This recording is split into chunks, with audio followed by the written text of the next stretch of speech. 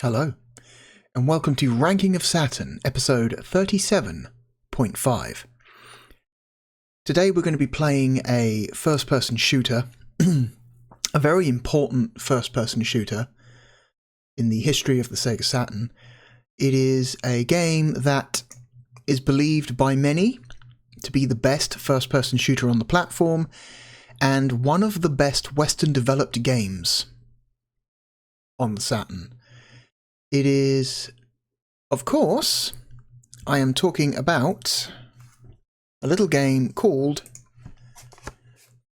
Exhumed, aka Power Slave. Now, the original name is Power Slave. That's what it was called by its development studio, Lobotomy Software, but the name had to be changed to Exhumed in Europe because of worries that it might attract legal action from, I think it's the record label for the band Iron Maiden. Hang on, let me see if I can find this. The very successful British metal band Iron Maiden have an album also called Power Slave, and just like the game, it is Egyptian themed, so I can totally understand why the publishers thought maybe let's not risk it.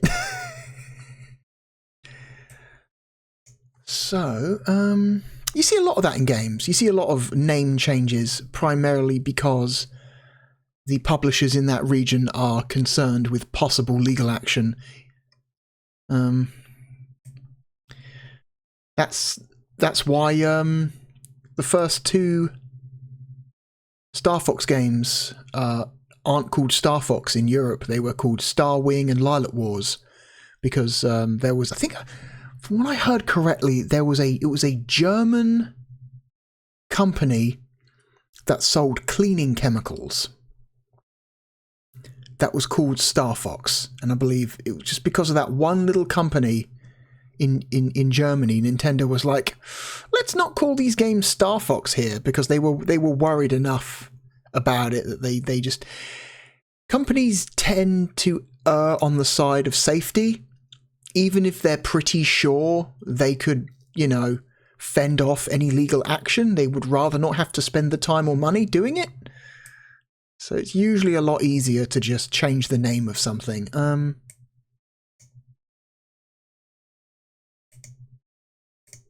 I think Exhumed is a perfectly acceptable name. Like, it's fine, but Power Slave is very obviously the better name. Like, holy shit.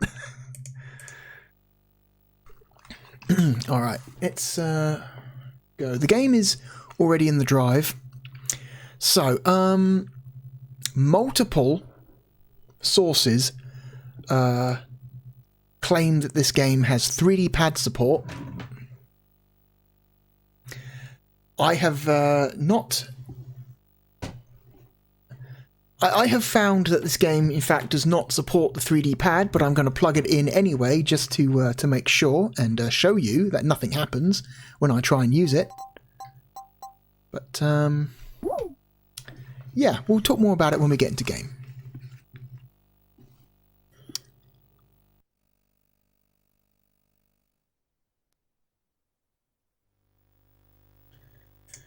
Okay. Lobotomy Software, the developers who made this, are ex-Nintendo, I believe. They used to work for Nintendo of America and then left to found their own studio.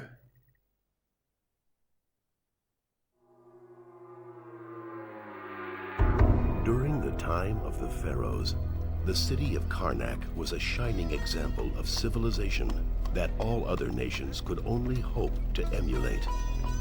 Today, Karnak lives on, surrounded by the spirits of the past. However, something has gone terribly wrong.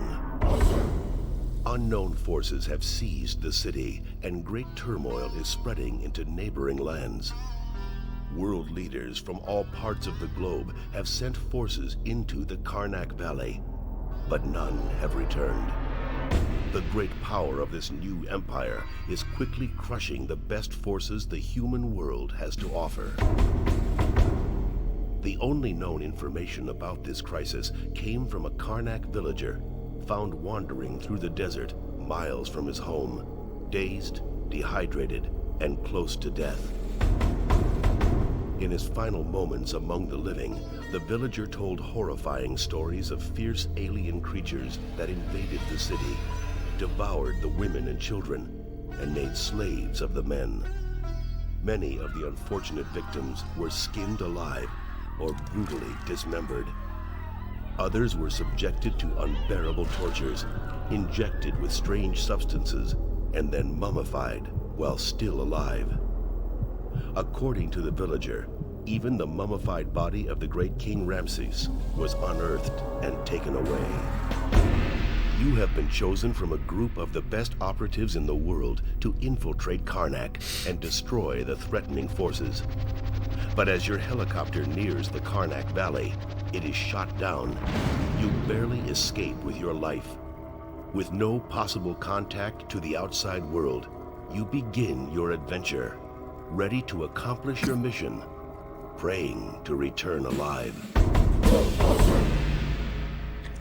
Look at that dude, just all muscle.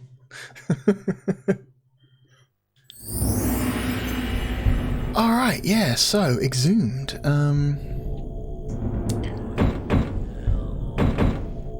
So, interesting. This game was originally announced for the PC. It was originally going to be a build engine game. If you don't know what the build engine is, that's the engine that powers Duke Nukem 3D.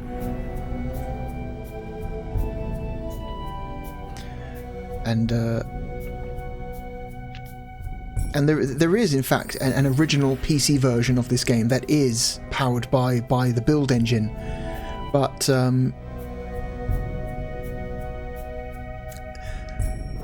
the problem was the build engine. So how do I put this? The shall we say back in the early to mid 90s, before dedicated GPUs were really a thing, a lot of video game engines were basically almost entirely CPU bound. So games like Doom, Duke Nukem 3D, Quake, when they, first came out, they were basically 99% of the game was handled by the CPU by itself.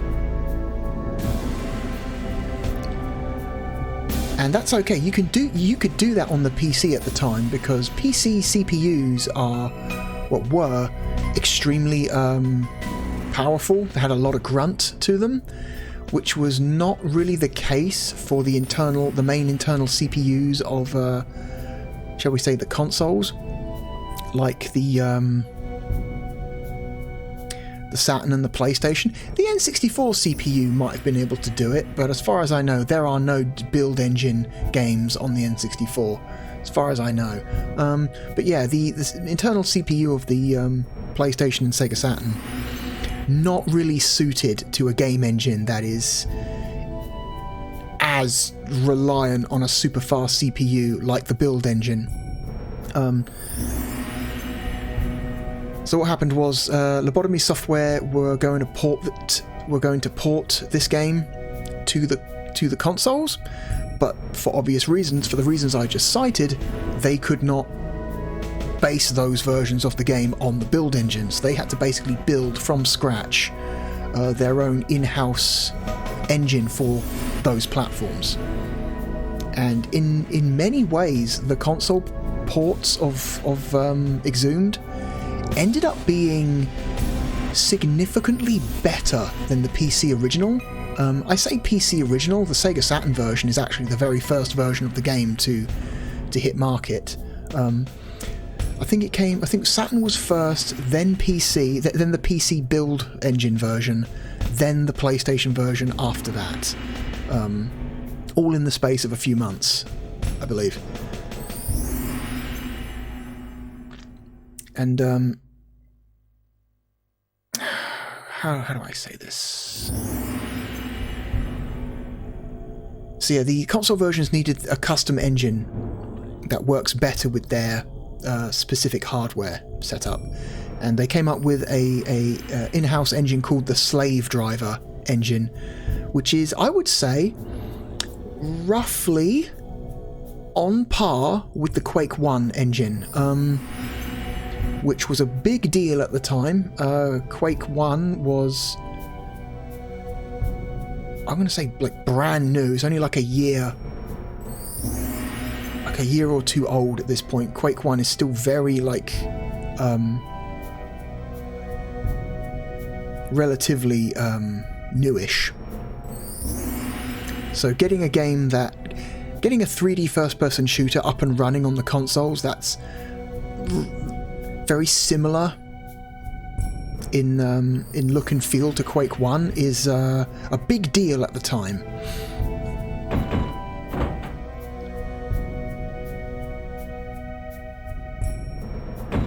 What's funny is all three versions of the game are extremely different. So the Saturn, PlayStation and PC versions are all very different from each other. The PC game, like I mentioned earlier, is on a completely different and much more limited engine, the build engine. It plays a lot more similarly to a PC-based first-person shooter of that era, so it plays very similarly to like a Doom or a Duke Nukem 3D. You make your way through the level, kill everything, make your way to the end, go to the next level. The progression is extremely linear, whereas in the console versions, they have a completely different style of progression. The progression in the console versions is ability-based. So you have like a hub area with multiple exits, but you can't get to most of those exits because you lack the ability to reach those exits. I'll get more into it as we play the game, but basically the reason why people like to bring this game up so much is because it is seen by many people as a proto Metroid Prime. It's Metroid Prime before Metroid Prime. I think that is very cool. We're going to start a new game. So I said all three versions are different. The Saturn and PlayStation versions are very similar to each other in some ways. It's the same style of progression, roughly the same level layouts. But hang on.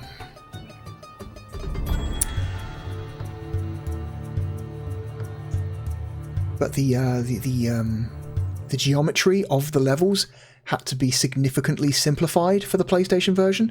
The levels themselves aren't as the areas aren't as big. You aren't in as many large open spaces in the PlayStation version as you are in the Saturn version.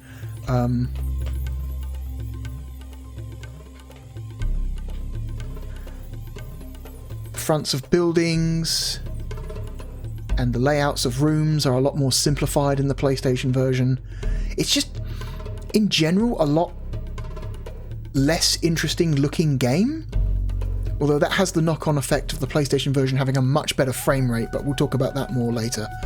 Anyway, so let me double check this. 3D pad is plugged in. I'm switching over to analog mode. Nothing.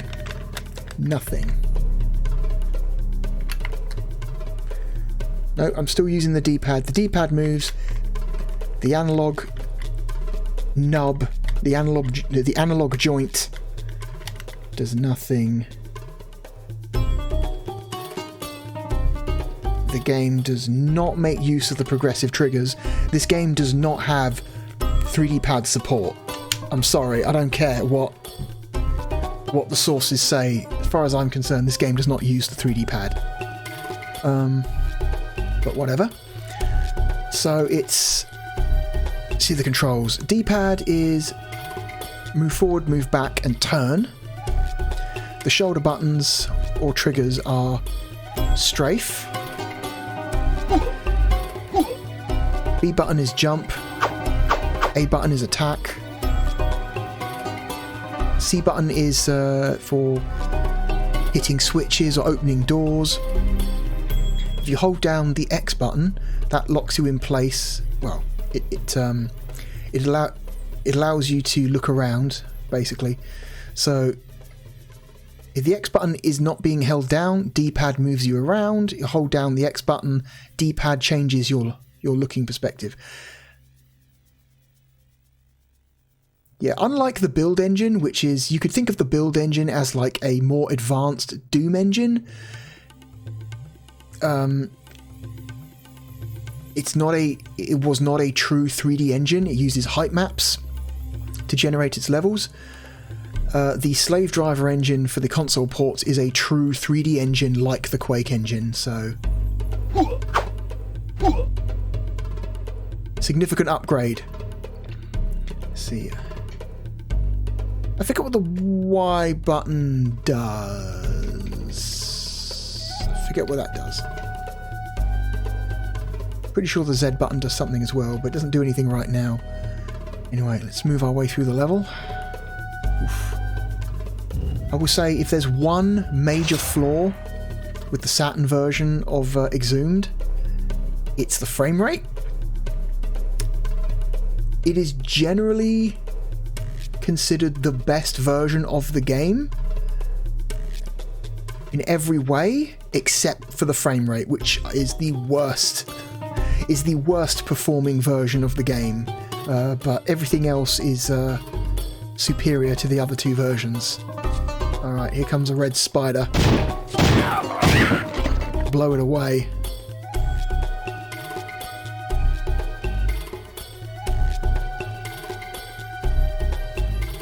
Oh, I know. So yeah. So Y and Z cycle through your weapons. That's what Y and Z do.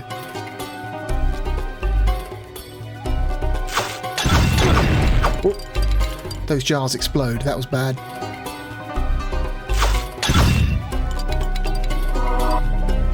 Okay.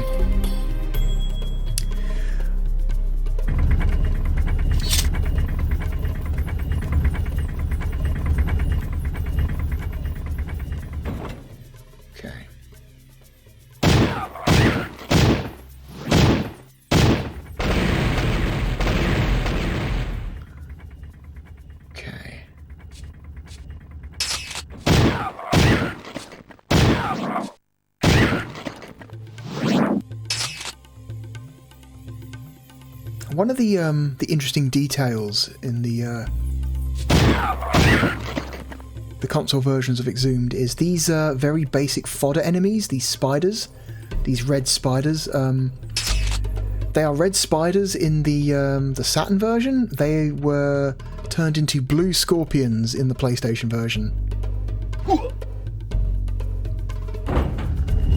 Apparently that was done in order to satisfy a requirement from Sony for significant unique changes to whatever, to multi-platform games that are coming out on their platform. I guess they thought, if a game's coming out for multiple platforms, including theirs, they wanted to make sure that their version had like unique features. And that was Lobotomy's response to that. Like, okay, you want unique features, do you? Well, okay, these junk fodder enemies, I guess, will change their sprites. Done. The all-seeing eye. Well, the all-seeing eye, what that does, I think it fills out your map. So yeah, so now the map is completely filled out. Otherwise, this would have slowly filled in as we explored the level. It's a very Doom-style map. The wireframe. You got to be careful sometimes. The jars that you can break, sometimes they're just filled with explosive ghosts.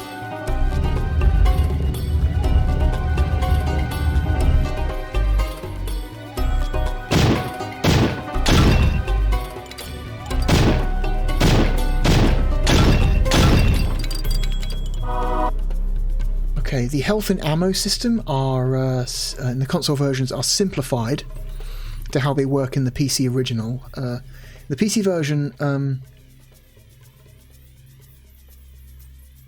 you have three separate. You have separate ammo. You have a magic. You have a health bar, a magic bar, and like separate ammunition for each weapon. This game simplifies that by just having all your weapons use up the magic bar. They have like a universal... Well, actually, no. They have like individual blue bars. So instead of picking up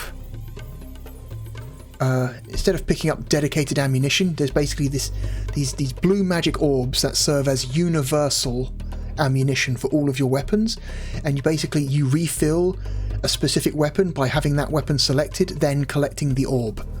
And it's a pretty good system. It works quite well.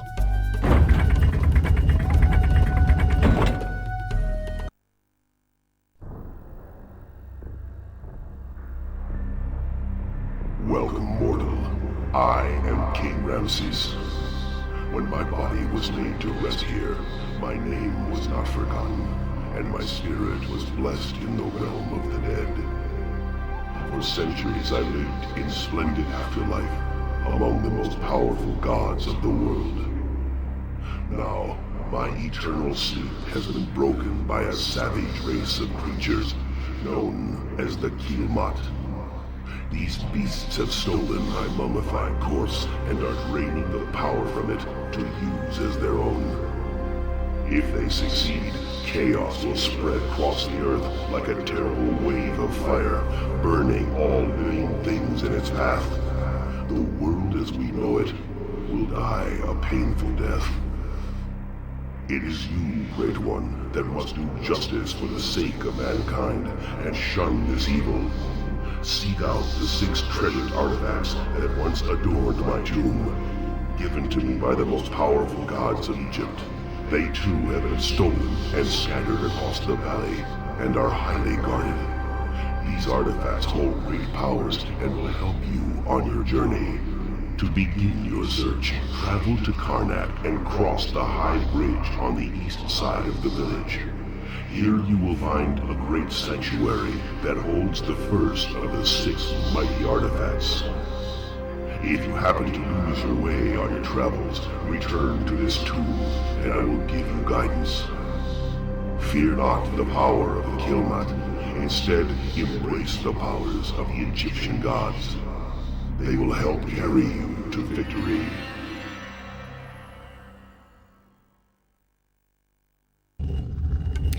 Alright, cool. So, mysterious aliens are ransacking the ancient tombs of Egypt and taking power from it that will threaten the world, and we've got to stop them. Awesome. So yeah, so now we go down to this next level, Karnak. Karnak is the main hub. I would describe it as the main hub of the game. This is the area of the game where all the other paths to other levels start from. So here we go.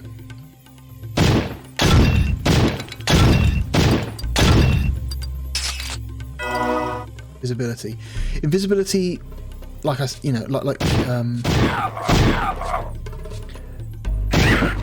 makes you less vulnerable to enemy attacks. They don't exactly know where you are unless you walk right up to them. Oops.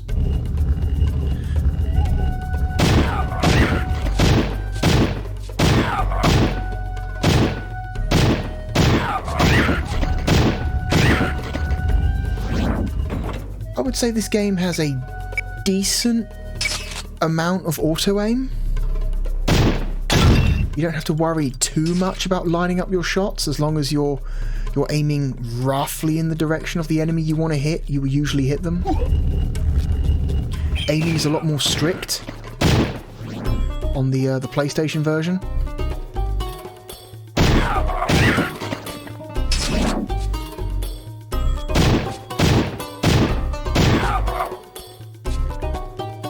think when you're working with old controllers that don't make use of 2 analog sticks, I think it's a good thing to add a lot of auto aim.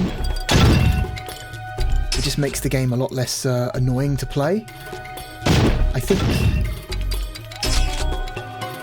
you know, if you've got like a much more capable controller, like a dual analog stick controller or a mouse and keyboard, auto aim is pointless because you have the control means in order to make the shots, to, you know, make shots accurately. But if you're dealing with a game controller that's primarily just a D-pad and some face buttons, auto aim I feel is a must. There we go. So there are, like I mentioned before, there are multiple exits. There are multiple exits in this area, but we can't get to all of them. In fact, right now we can only reach one.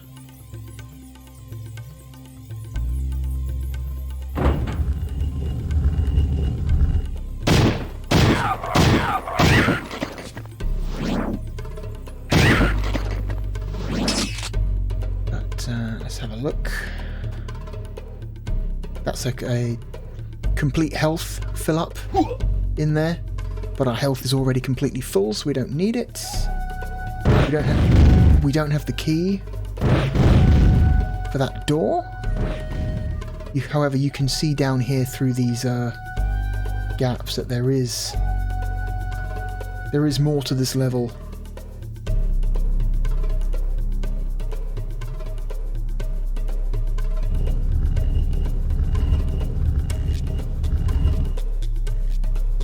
A little window showing you the location of a power-up.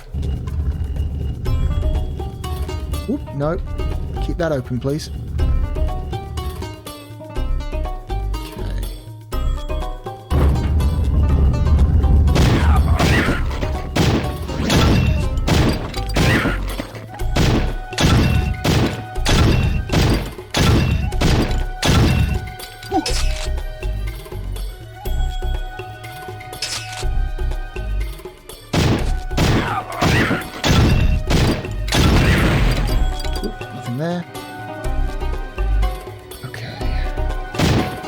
These guys explode.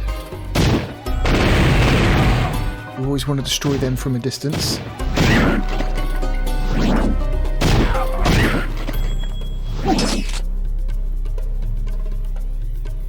Again, that needs another.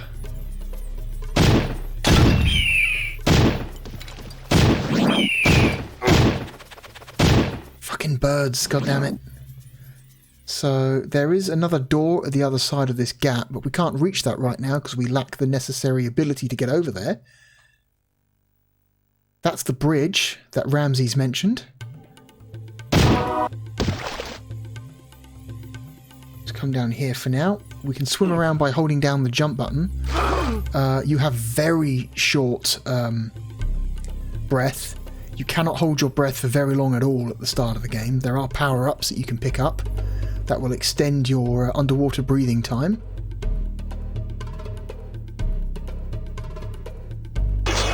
So yeah, like, your breathing time is basically 5 seconds at the start of the game, which is not very long at all.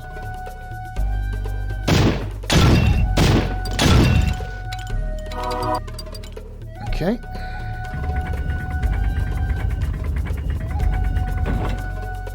So let's... Getting framey. Let's make our way to the only exit we can actually get to right now.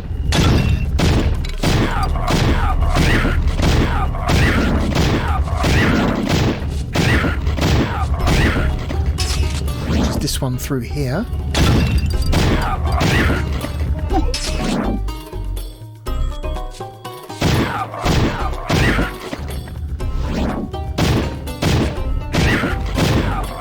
Again, there's another window here showing you the location of a key that we can't get to right now. I think the whole purpose of these is just to let you know that no, there is other stuff here, and it is worth coming back later to get it. So let's make our way to the Sanctuary, which is the first real level of the game.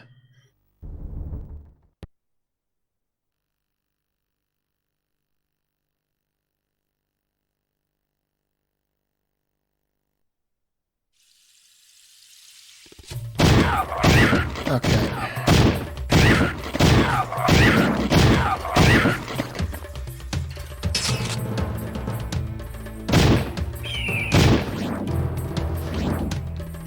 A lot of birds in this courtyard. Got to be careful. Okay, picked up the symbol of power. These symbols we pick up, they're basically the same as keys.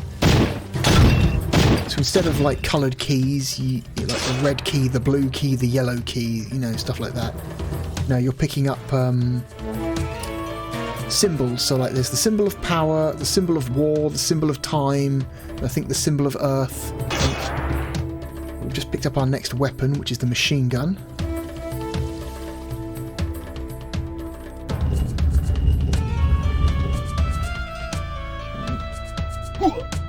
There's a thing up there that we can't currently reach. We'll come back for that later.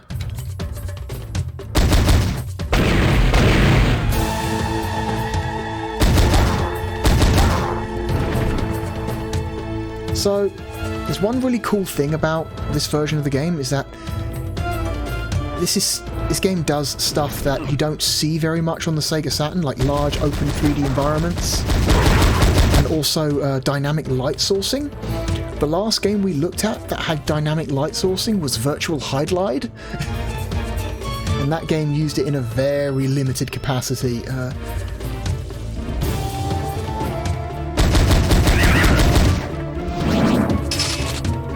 This game is a lot more... this game is a lot more technically competent than Virtual Hydlide, as I'm sure you can tell.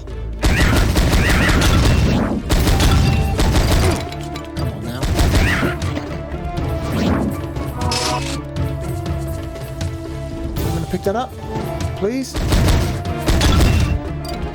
There we go. Just picked up the symbol of time. It's not for that door. That door requires the symbol of war.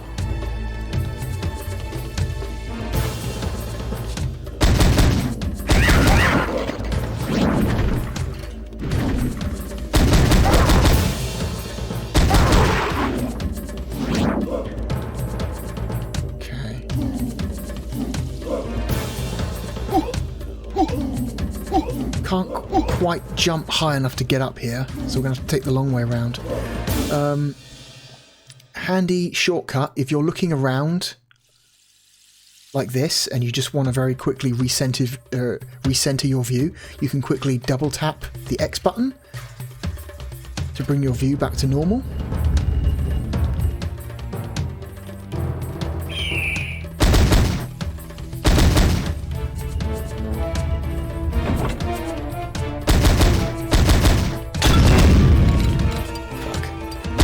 That was an exploding jar.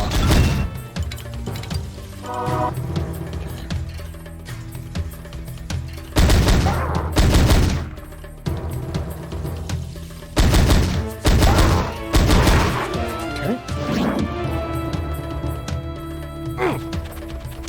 Fucking birds.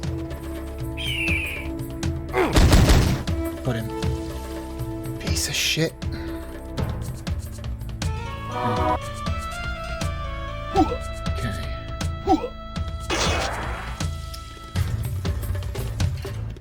So there's a whole other area of the level beyond here, but unfortunately we lack the ability to walk on this green.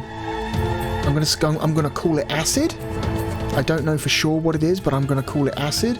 There is a power-up you get later in the game that lets you walk on this stuff, but if we walk on it now, we will die extremely quickly. So just gonna jump back.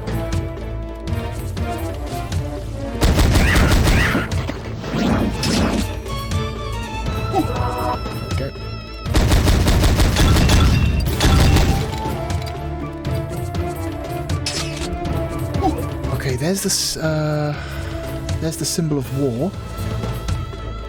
So we need to. Oh, fuck.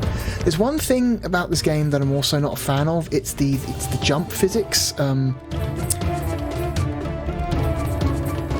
feel like it's you end up doing that thing that you do a lot in early jumping puzzles in first-person shooters. It's because you can't see your feet, you can't really tell where the edge of the platform is, so you end up pressing the jump button ever so slightly too late. So I recommend for difficult jumps just angling the camera down a bit.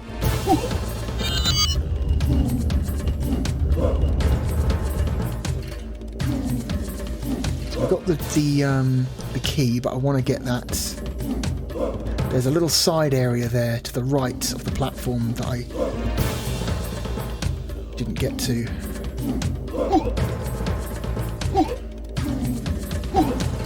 There we go.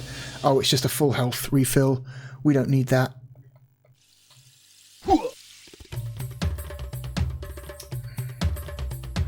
So we actually want to go back to where we came from. Back to that door we saw earlier. Down here.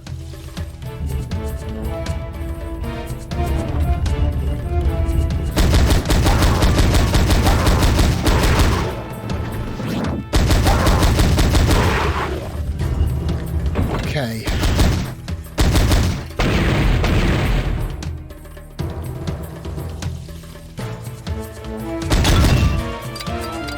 Health refill.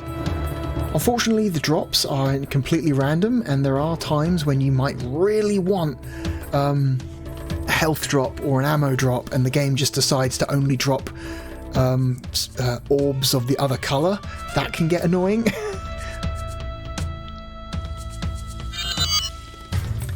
Okay, we've got the symbol of Earth. Now we go back again where we came from.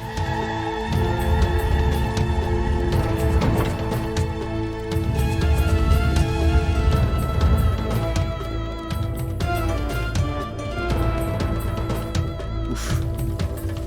Maybe there's one in here. Luckily all the weapons have separate separate ammo meters, so you can store ammunition for a specific weapon if you want to, even though all the weapons use the same ammo.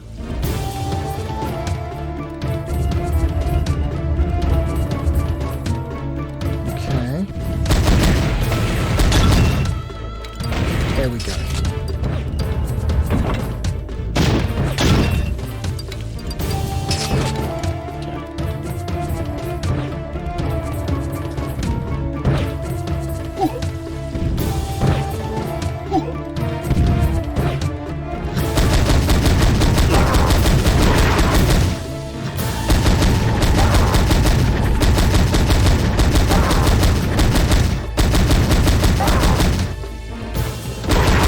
This bar's being annoying. Okay.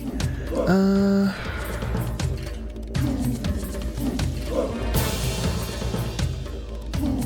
down here.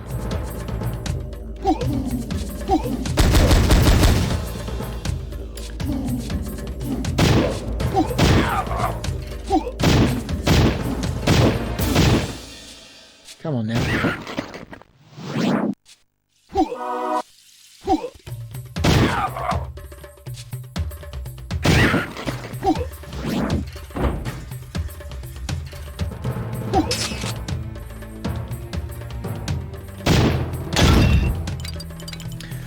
Cool, nothing.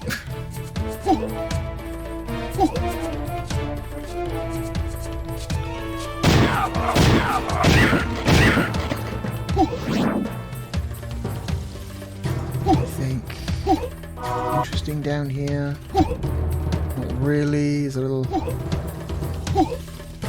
thing there. It's useful for taking notice of.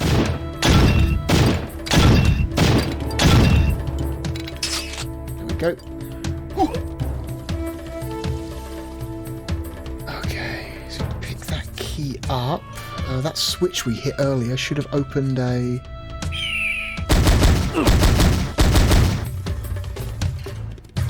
Why are there birds indoors? Very silly.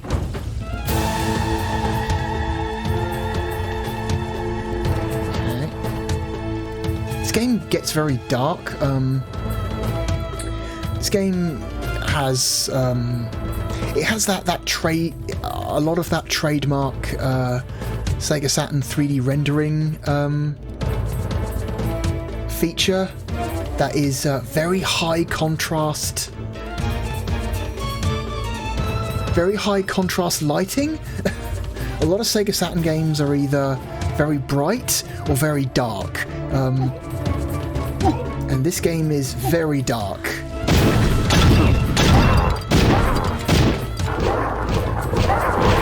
Our enemies will fight each other if they hit each other by accident. That's a nice feature. You have enemy infighting.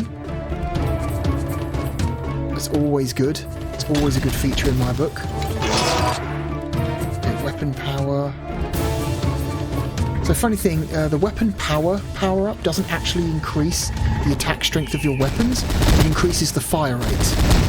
And that's it.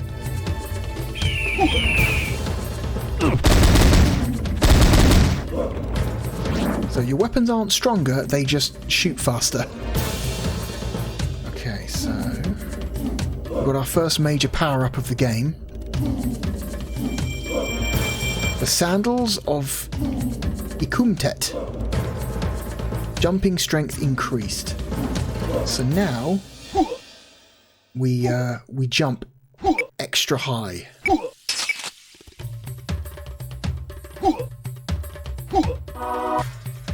And we're not going to go to the end of the level just yet. In fact, we're going to go back to where we came from for now. Oh my god.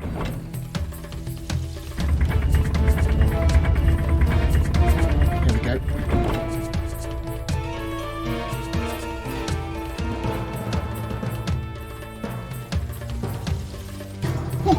Wait, how do I get out? How did I get here?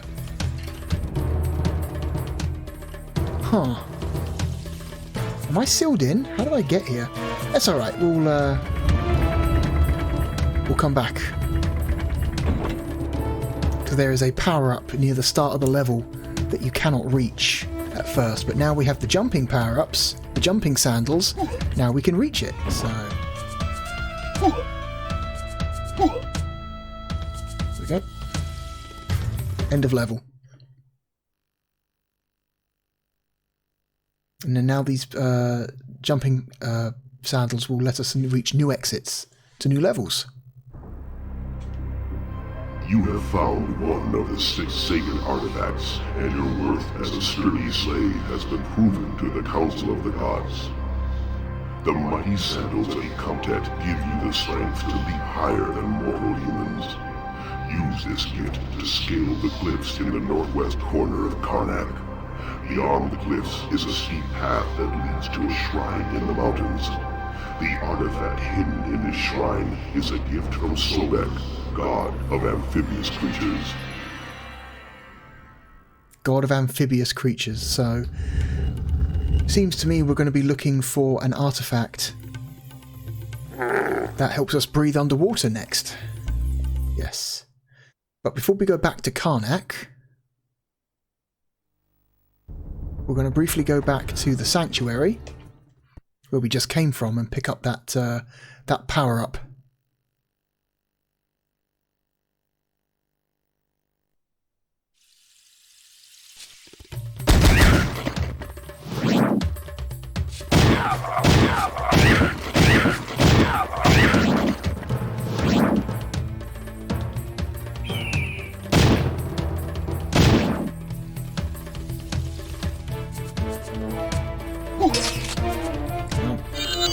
Just inside the main entrance. Over here is this red Ankh up here. That gives us a second health bar.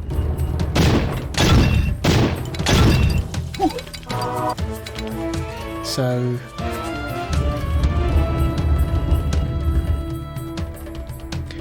you could say we now have an extra health tank if you want to use Metroid terms.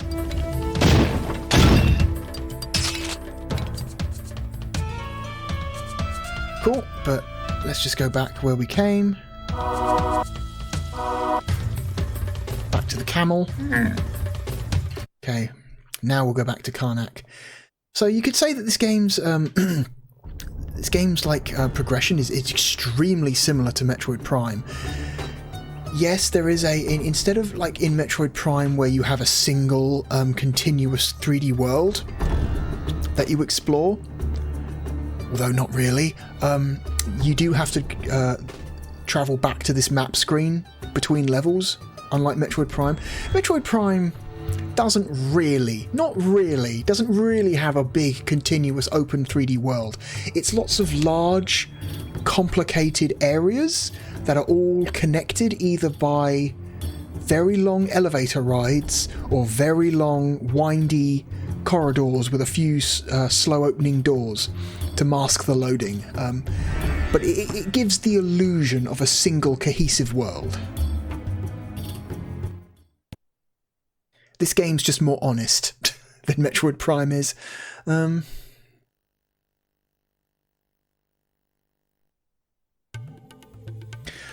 Okay, so now we're back.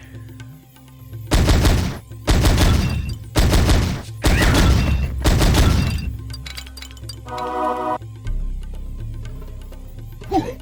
So now if we wanted to, we can actually jump up here now and leave the level immediately. We couldn't do that before.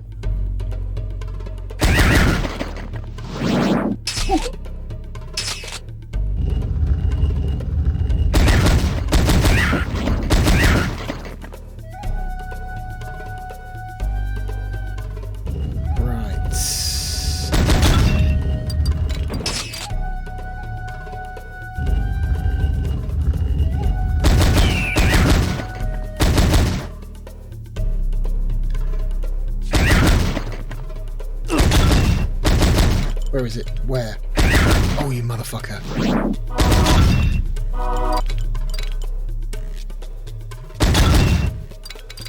Nope, that's just health. Useless. Let's go this way.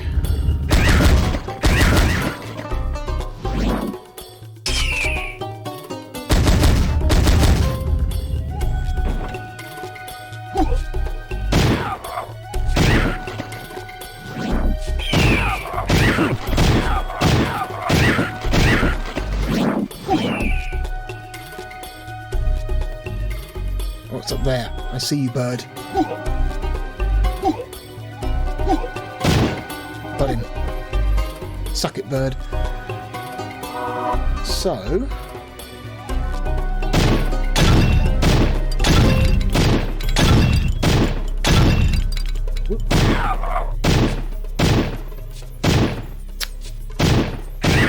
hitting these small guys can be a little bit hard sometimes.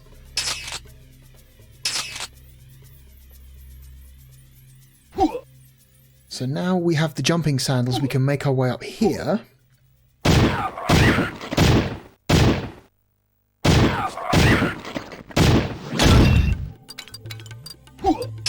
To this door.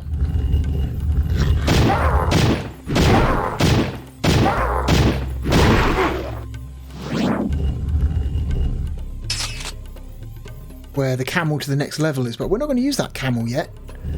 There's some other stuff here that we want to get, that we now have the ability to get. So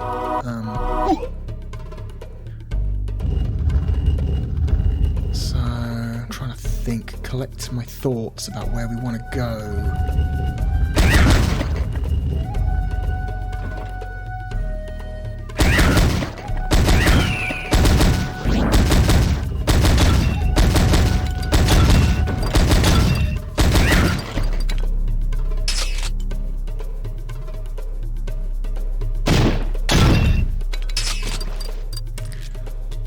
Power.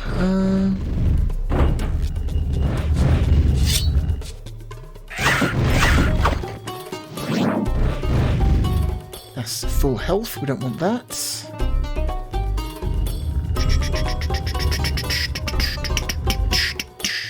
That's another Ankh for another health bar / health tank. Whoop, slide it under there.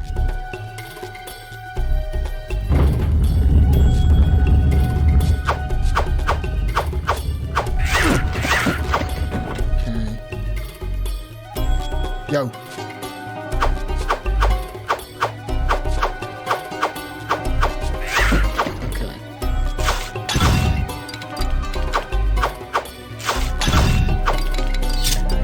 pistol's full. Let's reload the machine gun.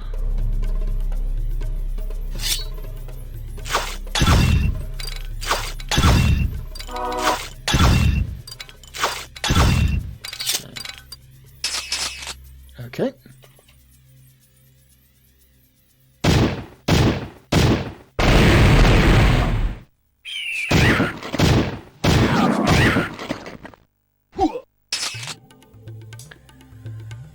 Symbol of time.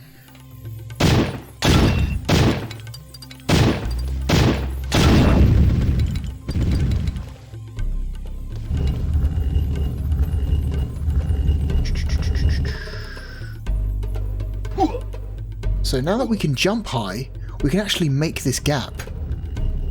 Like that.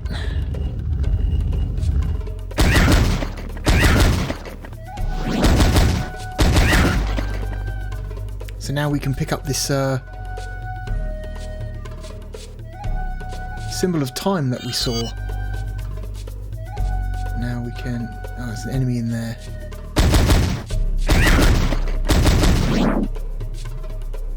Doesn't matter. That doesn't matter. There we go. You can steer in mid-air, which is great. The symbol of time lets us come in here.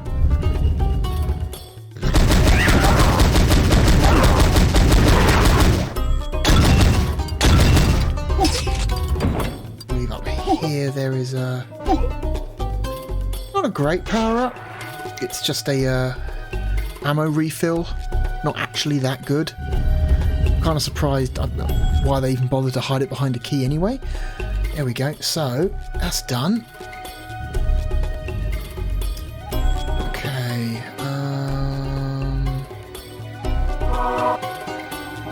Okay, let's go back to where we saw the water. It. That's just the Ankh.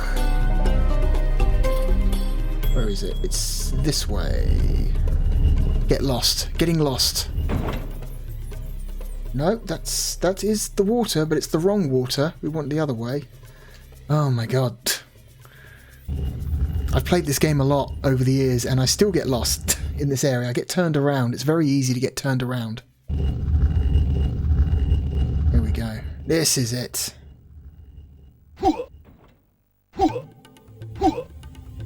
Okay, so we have this water here. The only weapon we can actually use is the knife, is the machete.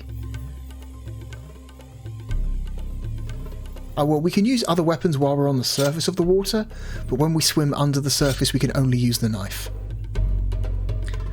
Okay. This is So, we shouldn't do this yet because we don't have the Mask of Breathing, but because we have 2 full health bars, we should be able to survive this. I've done it before. We can get our next health bar early. Here we go. Okay, just need to be quick.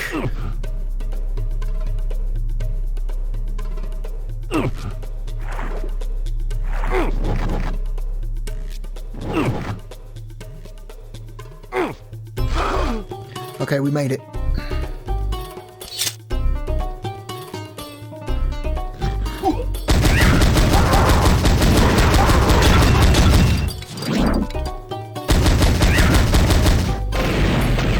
Okay, we made it. We cheated death because we had 2 full health bars. And so as a result, we get this extra health tank a little bit early.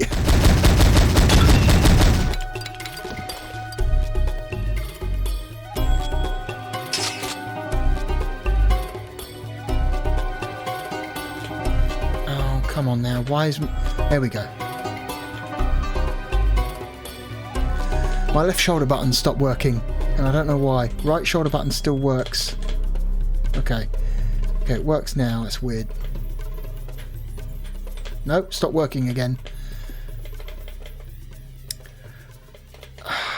I would recommend just not using a 3D pad in general for this game, because sometimes the shoulder buttons don't work correctly and it's annoying.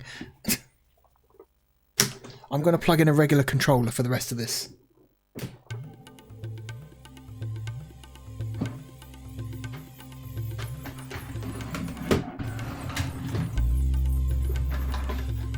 Oh my god, get off me.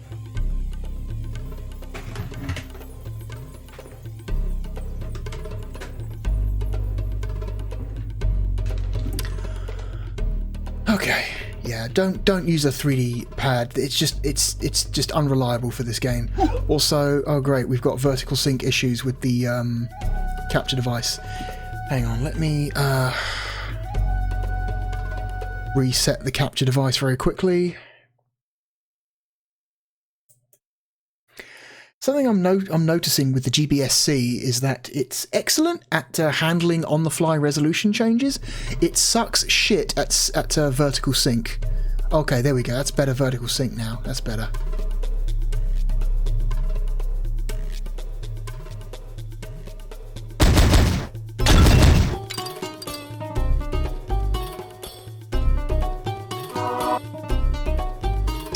Okay.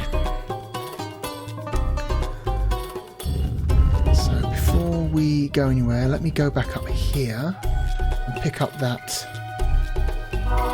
full heal. There we go. We now have 3 full health bars.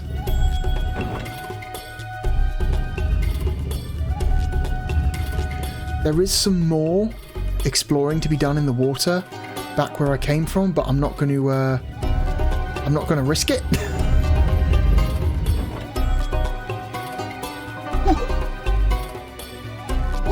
We'll do that when we come back. There we go.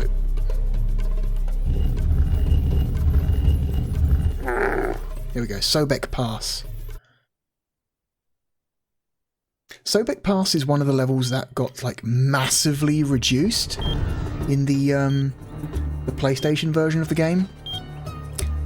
It's this big like vertical open area in the Saturn version, but it basically got turned into essentially a series of very small rooms in the PlayStation version. It's very strange why they had to do that. I don't fully understand the reasoning behind it. You typically think that the PlayStation is better at handling 3D environments than the Saturn is, but apparently there are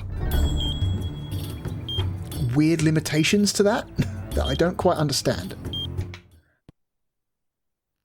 Also, that beeping you heard on the map screen, that's an indicator that there is a hidden item in this level that we can find.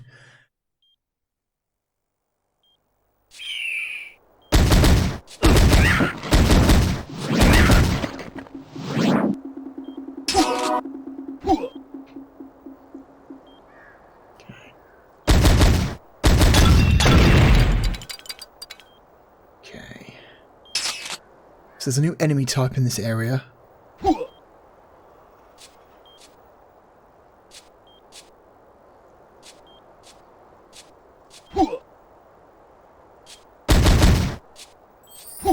Where is it?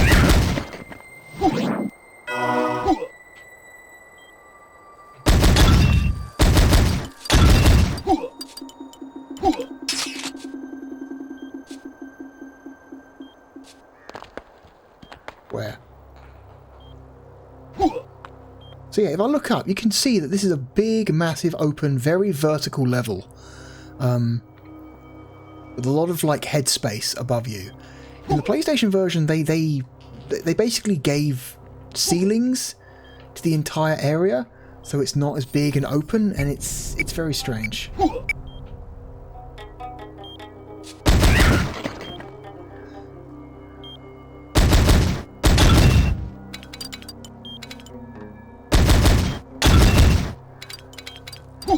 Okay.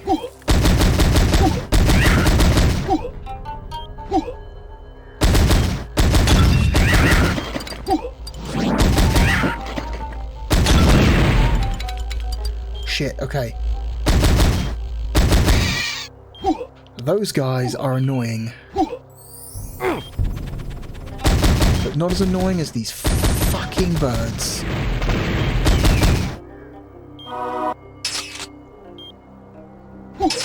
Okay. Oh my god, where?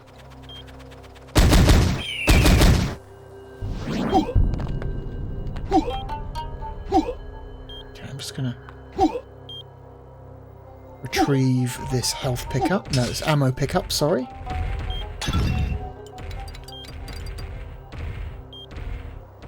Just look around here.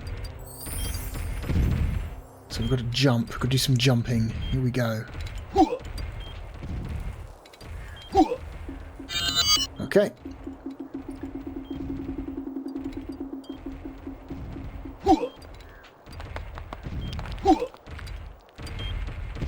Okay.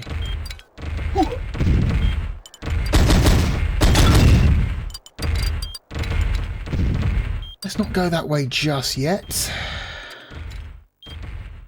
There's some other stuff I want to grab. You can hear that beeping. That's that hidden item we want to find. I think it's this way. Oh my god, stop it.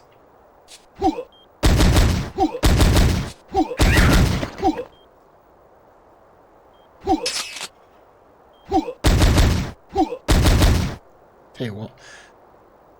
The pistol is way more accurate. You just hit stuff with the pistol. It's not like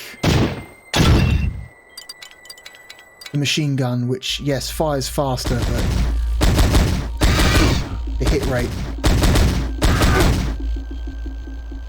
accuracy is way lower. There we go.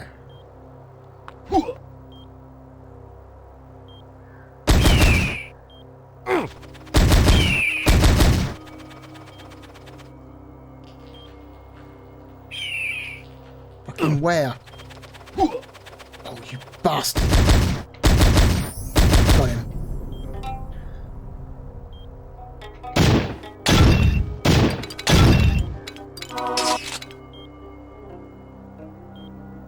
Okay.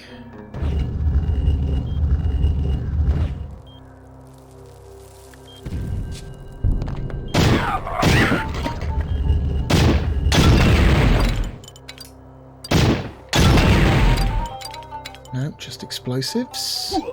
There's another key up there. We can make that via our new jumping powers. Oh, come on. There we go. And then in return you also see a glimpse of a secret location where you can find another key.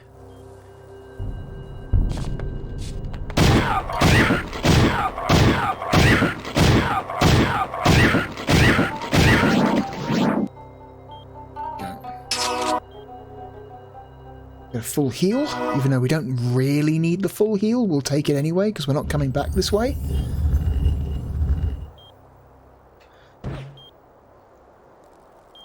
So, there's some stuff around here, as you can see. Platforming is dangerous. So, you see there's a platform there.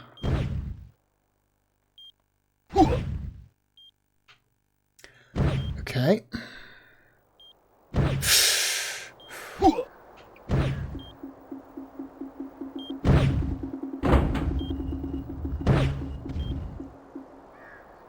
Hit that switch.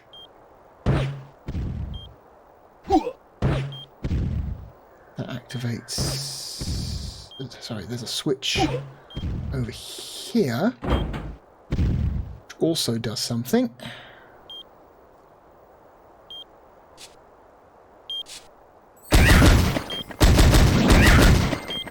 That's our... This is where our secret item is. It's a piece of our transmitter. And to get the game's true ending, we need to complete this transmitter.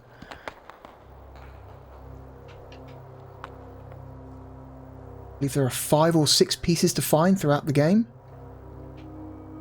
No. Nothing. Great. Cool. Now, getting back up is a motherfucker. Here, we're going to try it.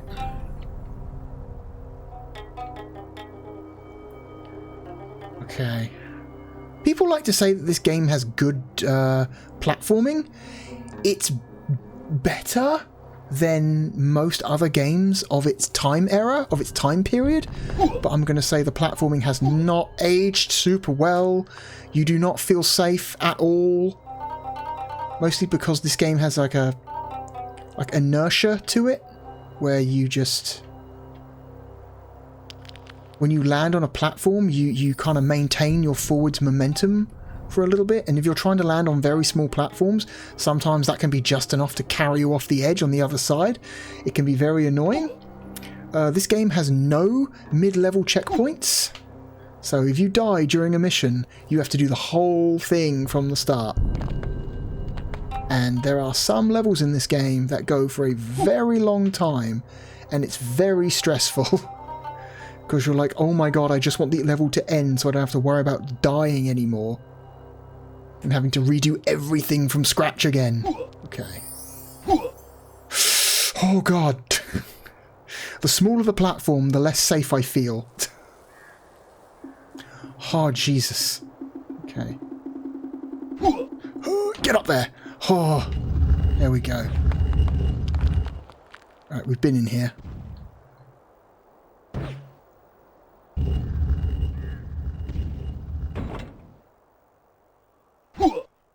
Let's go up here. Refill all of our weapon energy. I really like the ammo system in this game. I like the idea that all the weapons use the same ammo, but you have separate... You technically have separate pools for each weapon, so you can, you know, you can charge each weapon individually. So you can, you know, you make sure that, yes, you might run out of ammo for a specific gun, but you can make sure that you can still use the one that you really need to use if shit gets bad. Okay. Okay, here's for the really annoying part. The part of the level with all the exploding cannonballs.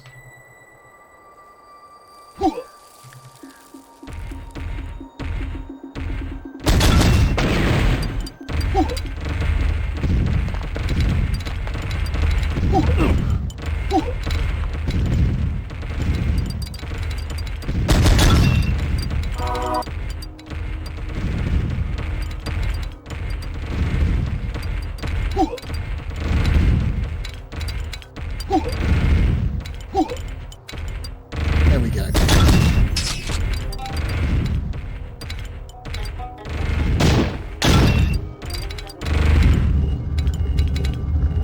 Alright, so...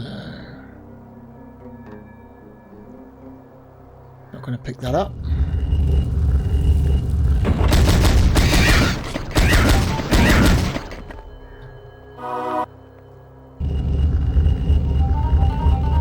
Okay, I believe this is the final key. But that activates a trap. Where suddenly all the rooms now have these fireballs. You've got to time your exit. Now.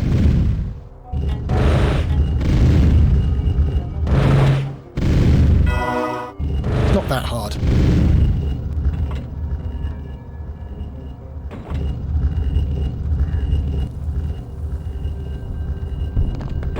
And hooray, we're out.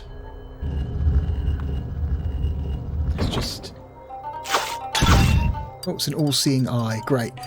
Very useful now that we've finished the level. Good place for it. Now we're going to the Mountain Shrine. So the Mountain Shrine is where we will find the next major power-up item. I think. Pretty sure, yeah. This I kind of like this level because it's kind of like a temple. It's like a Zelda temple, except it's in first person. Which I think is neat, a neat idea.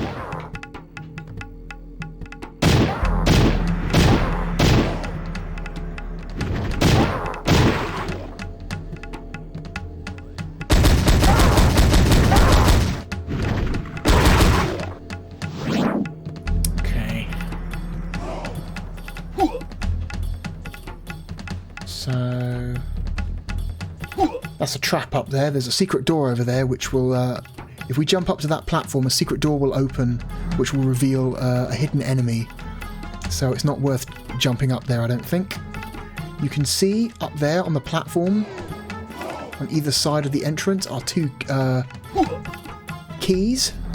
We can't get them from down here. We have to get them from inside the temple.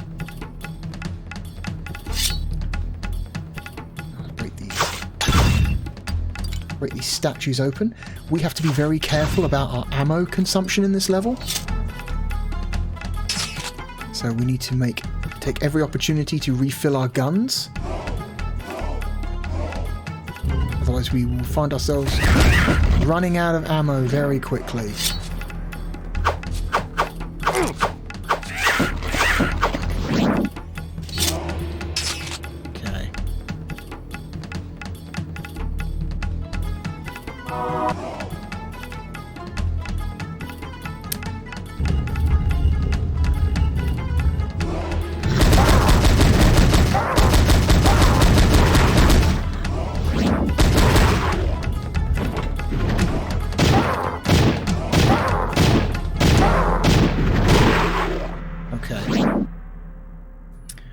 That was pretty efficient. I like that.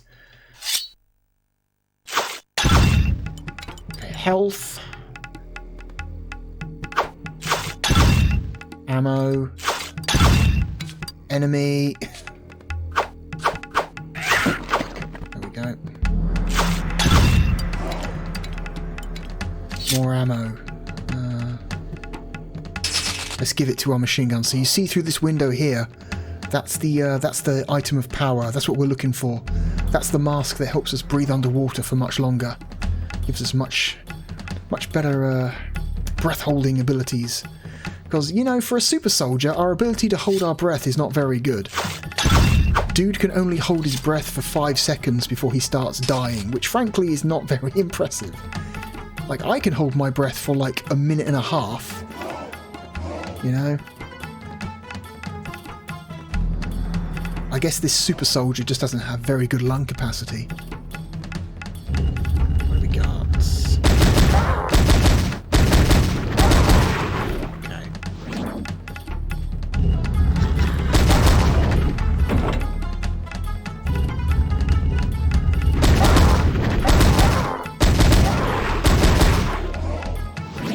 Got him. Okay.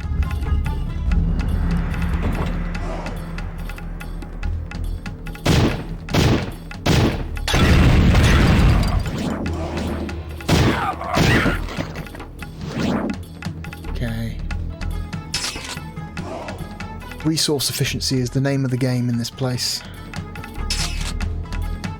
So there's a special... There's a green force field here that we can't get through until later in the game. That's worth remembering.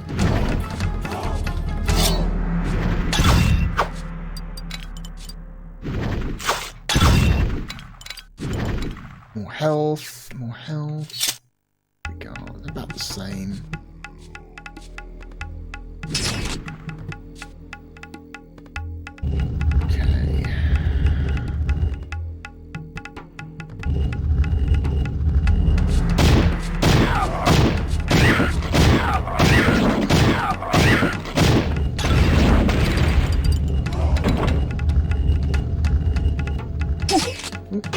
All-seeing eye.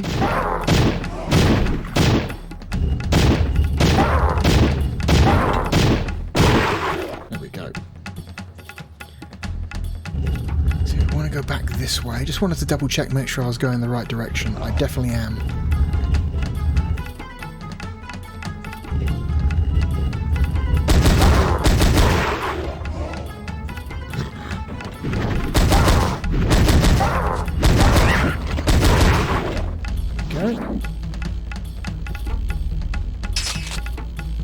One of these.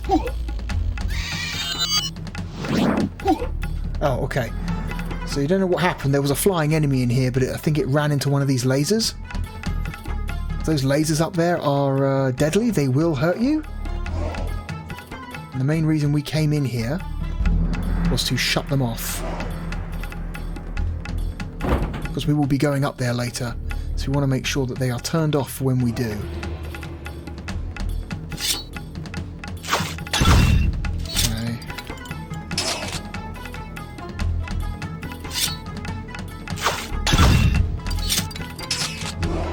Okay, can't get through this door right now. That door opens elsewhere. So now we've shut those lasers off, we can head back the way we came. Up to that downward slope we saw earlier.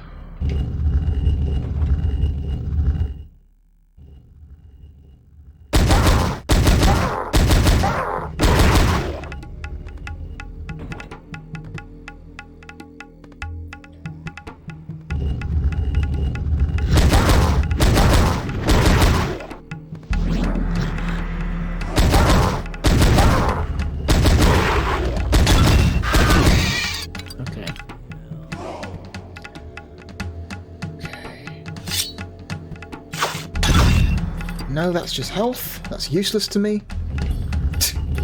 I really want ammo. Ammo drops are precious in this level. You really feel like the game does not give you many. Okay.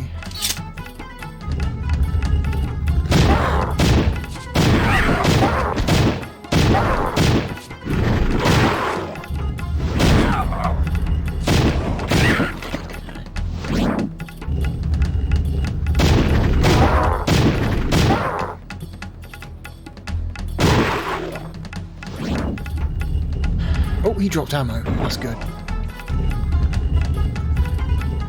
I'll give that to the pistol, because even though the pistol's slower rate of fire, it is more accurate, so it's easier to make every shot count than it is for the machine gun.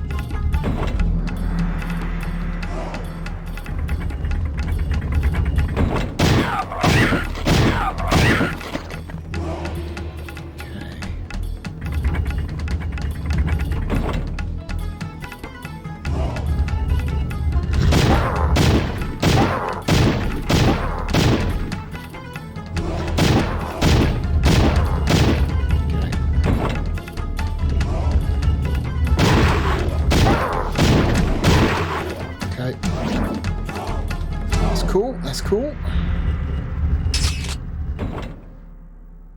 So we've got a door here for the symbol of time.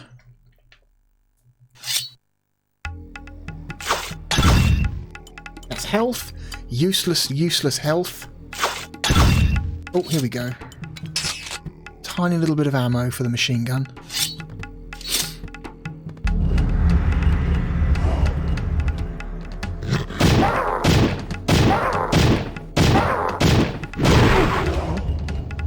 Didn't quite have enough time to avoid that, but okay.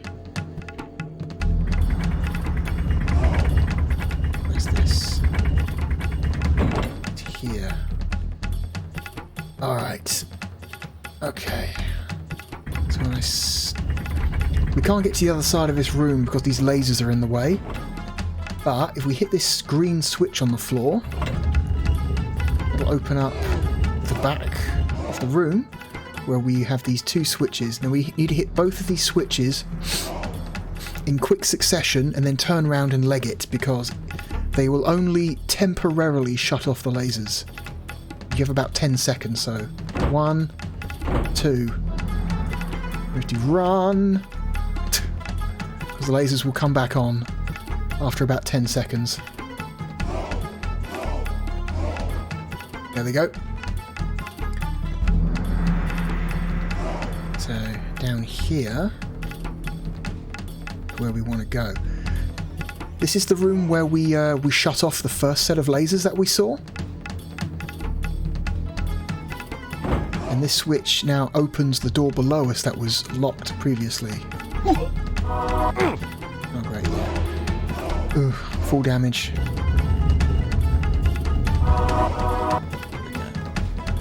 Might as well grab one more.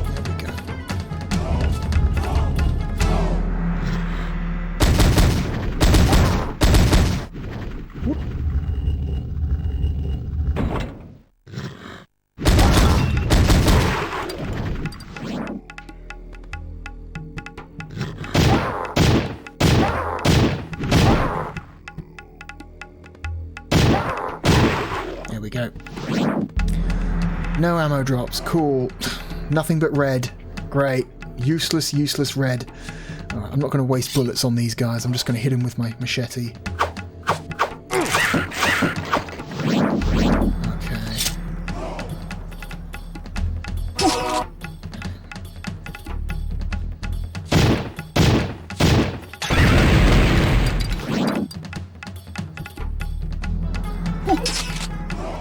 Oh, cool. Jumping puzzle.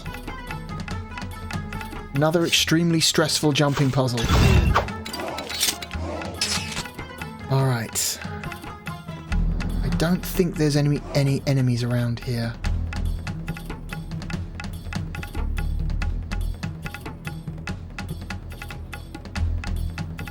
Okay. Do this to very gently work your way up to the edge. What I like to do is look slightly down, and then for these jumps you hit jump first before you hit forward. So jump move, just to make sure you don't accidentally hit jump a little bit too late. Right, there's the next platform.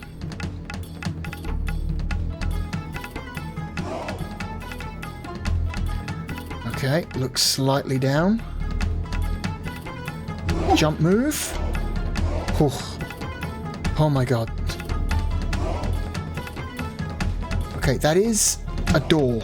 There is something there, but I forget how to open it. I think you've got to... There's a switch up here that lets you open that. I think, if I remember correctly. Down slightly.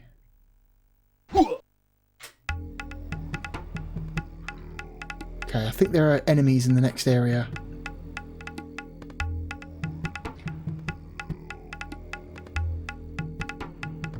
Okay.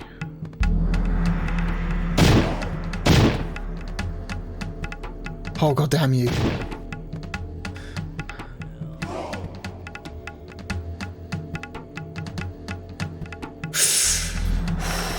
Dangerous.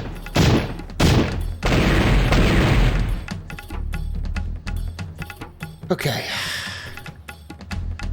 Dangerous.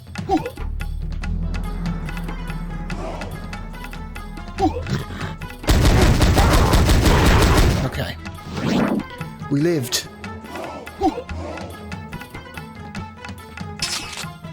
I lived, bitch. Okay.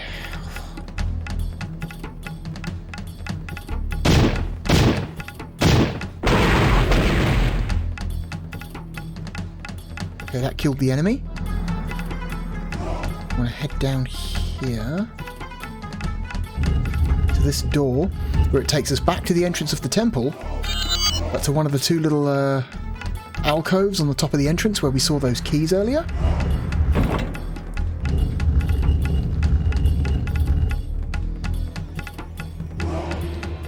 And that key will, we go all the way back, it'll open this door here.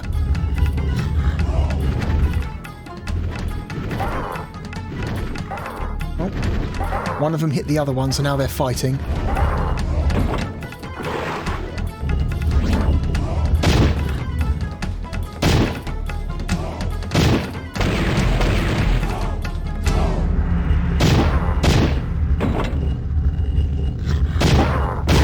It's always satisfying when enemies do that in a game, when they start infighting because one of them accidentally hit the other one. It's always a very satisfying thing. Here we go. So we want to grab this. Got the symbol of time now. I believe the room below us is where we use it. No, it's over there. Okay. Where was the symbol of time? Uh-oh. It was... Hang on. Turn on the map. Is it back this way? Hang on. I may need to go further back.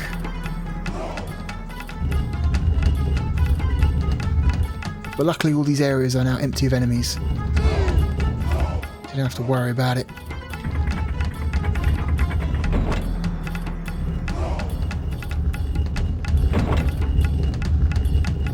Yeah, here we go. I jumped down too early. I should have gone back further. It's okay. It was only a little bit of backtracking necessary to get back to where we were. And we have officially found the mask. The Mask of Sobek allows you to breathe underwater for an extended period of time, not indefinitely. Okay. So now we have this underwater section. which means we need to get our machete out.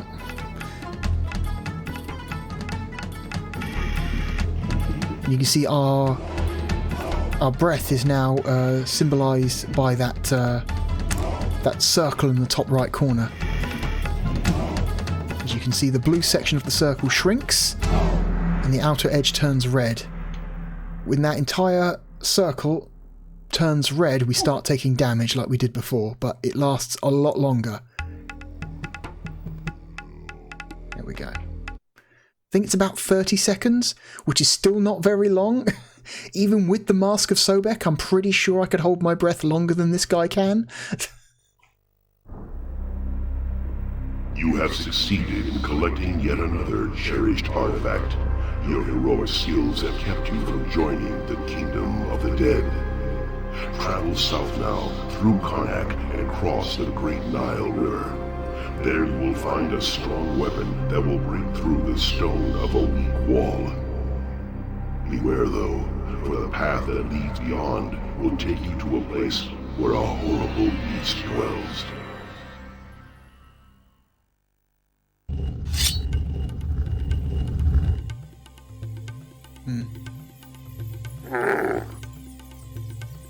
So we've now got the ability to breathe underwater for longer periods of time, which means we now need to look for the third and final exit from Karnak, which will be in the same area where we got the second red Ankh, if you remember where that is.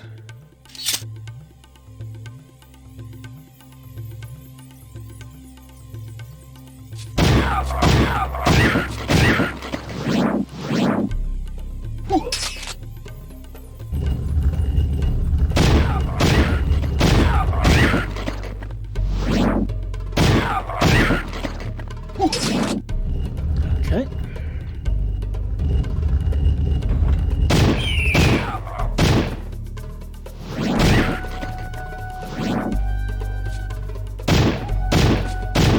Oh shit. God damn it. There we go.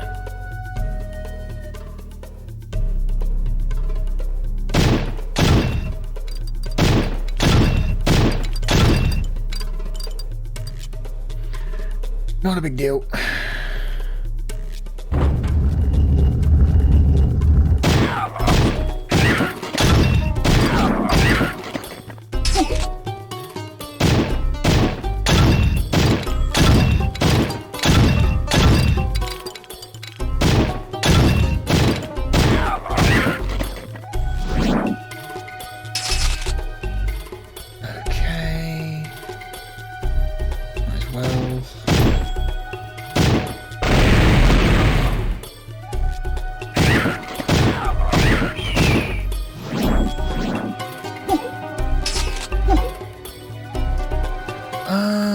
Okay. Around this way.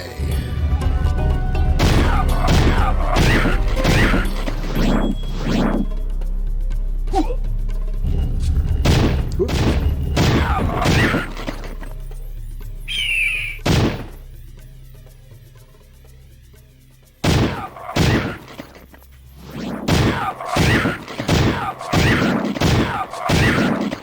There was a really excellent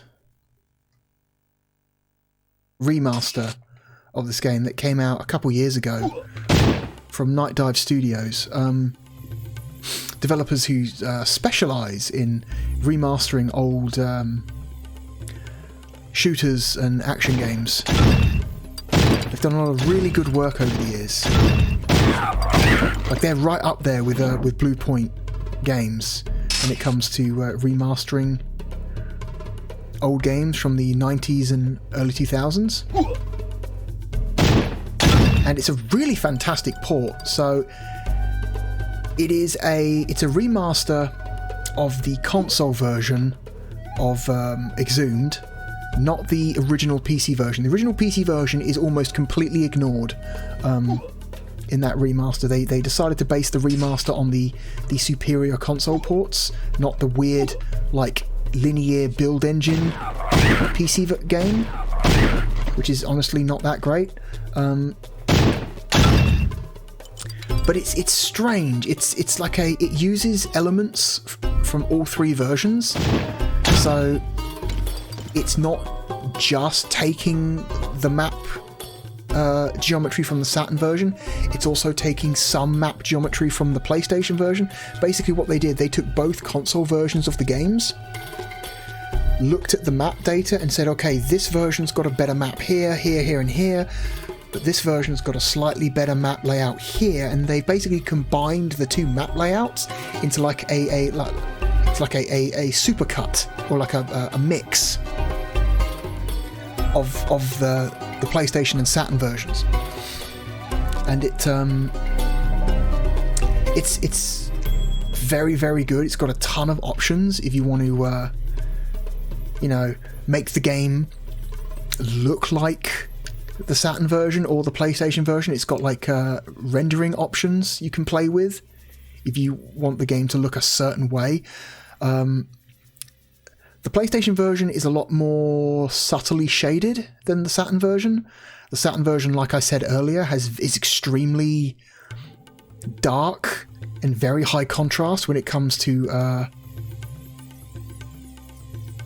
shading its 3D environments, like a lot of Saturn games.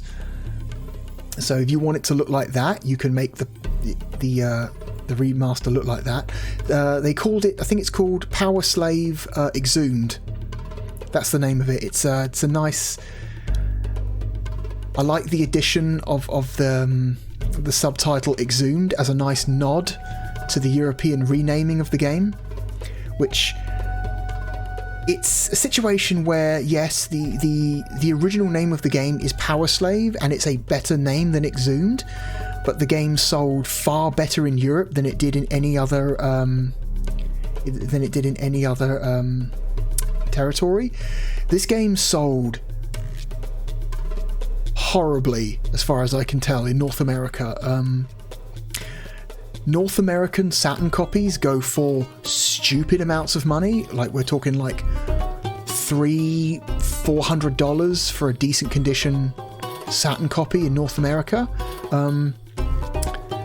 That is primarily due to availability problems. The game just didn't sell very well, so there aren't that many copies to go around.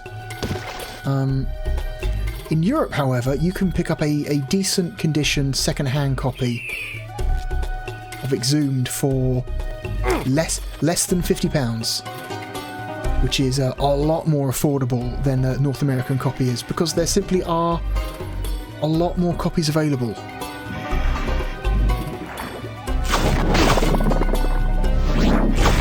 So second-hand prices are not as out of control here as they are in North America for this game. Okay.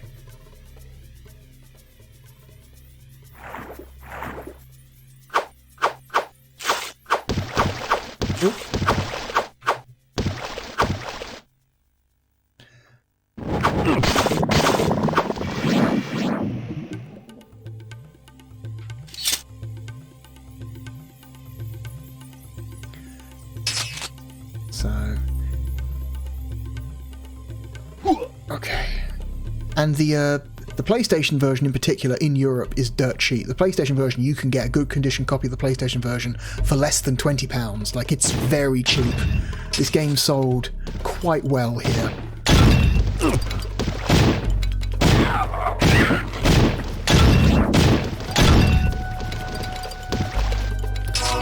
Oh, it's just an all-seeing eye. That's not useful at all.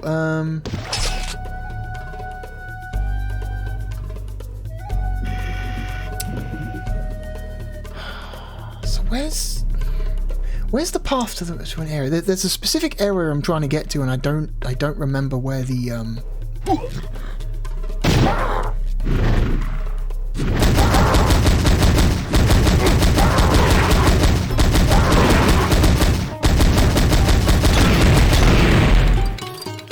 don't remember where the path is.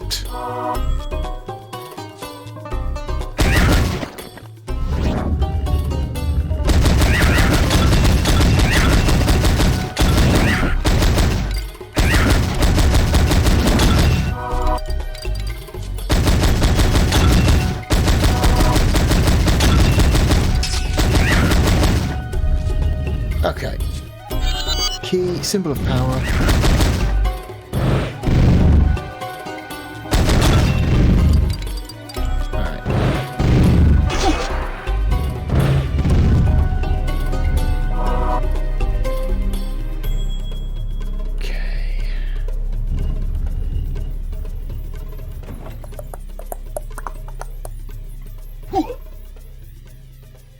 Symbol of time.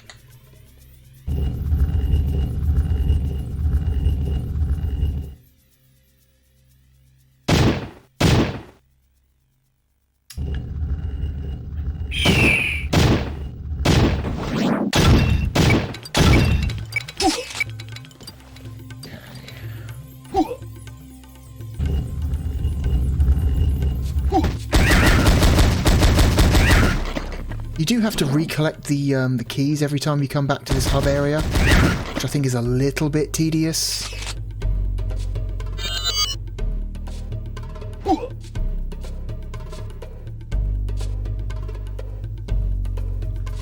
But it's not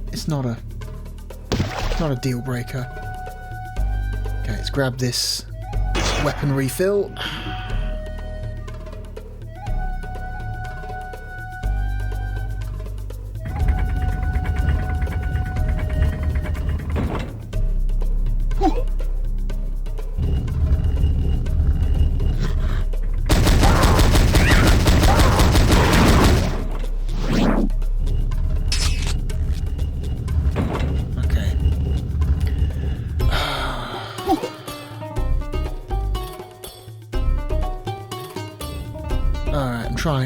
I'm getting turned around again. Here we go.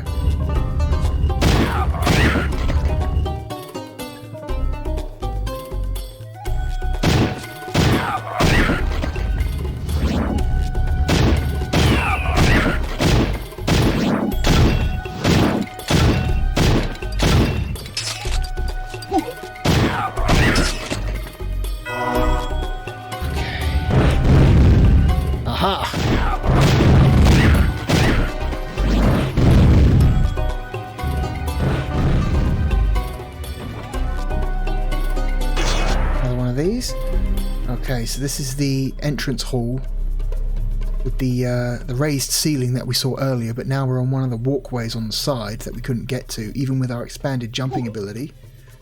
But now we're here, we should just be able to jump all the way to the other side.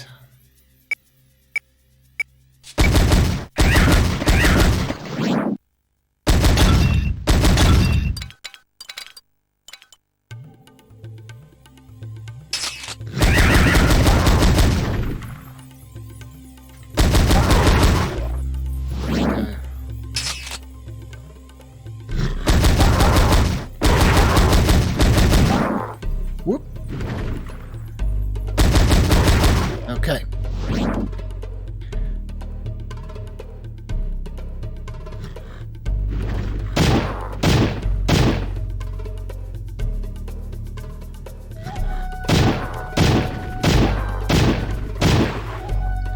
One down.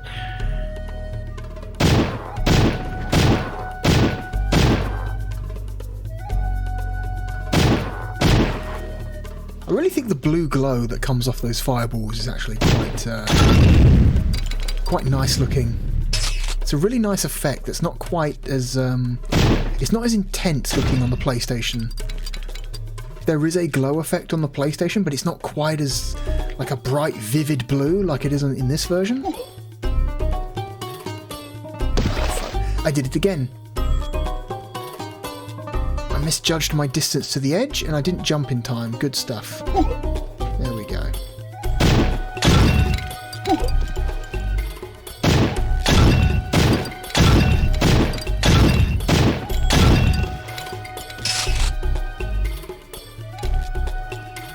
Okay, more water stuff.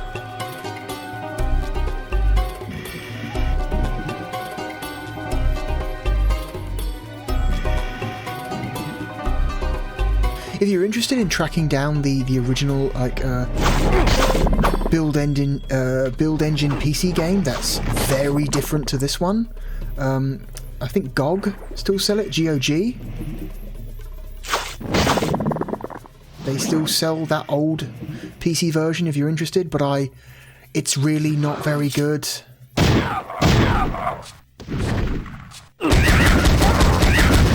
play it for 5 minutes and you realise, like, just how much better the console versions, specifically the Saturn version, is than that original build engine PC version. Like, it's very cheap. I want to say it's like it's like £3 or something, or $3 or whatever. And I would say, yeah, that original PC build engine version is about worth that much. It's not great, but it's interesting if, like, you know, for the you know, if you're curious, if you're familiar with this version, but you just want to know what that original PC version was. It's like, completely different levels, completely different, like, gameplay loop, completely different progression. The controls are awful. Like, even worse than trying to play an old first-person shooter on an old pre-analog controller. I would say, as far as pre-analog controller first-person shooters controls go, this game is not bad. There's a learning curve, but once you get over that learning curve, it's pretty simple, pretty easy.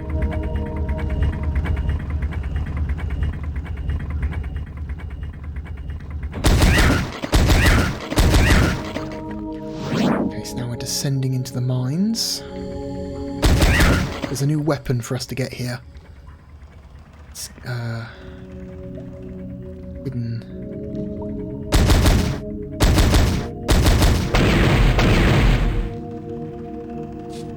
Okay, symbol of Earth to open that door.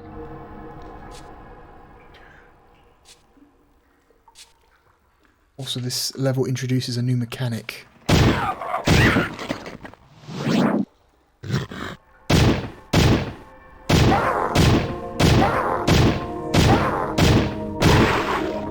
Oh, one major improvement that the remaster makes over the original console versions is the addition of mid-mission checkpoints, which is huge, which I wish this version had.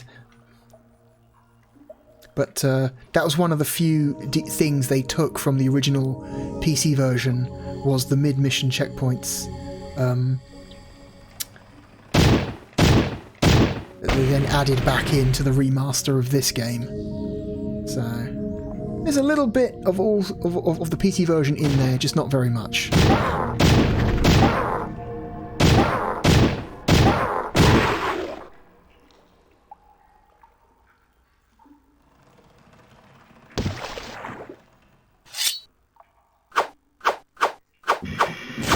motherfucker. There we go.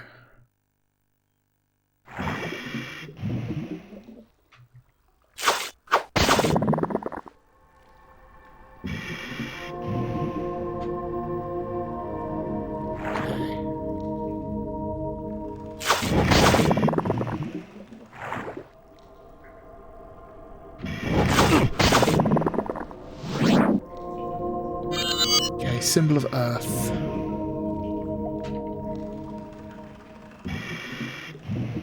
Alright.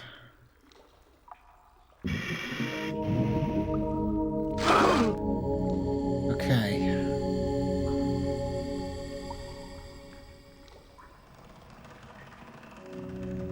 Yeah, this level in particular really highlights the extreme darkness that the Saturn's 3D rendering has to it sometimes. It's just very, very, very high contrast lighting in a lot of, like, full 3D Saturn games.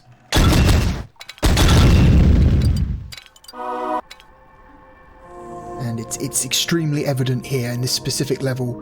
The walls are almost black because of how high the contrast is. It's got something to do with the way the Saturn handles textures. I believe 3D textures on the Sega Saturn are limited to 8-bit color depth, which means that the number of colors available to paint textures with is very low. which usually results in very, very high contrast looking models and environments compared to the, you know, PC or even PlayStation versions of the same game.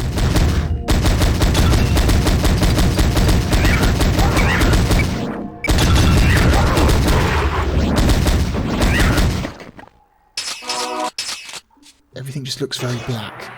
And here we go, we found our new weapon. They're grenades.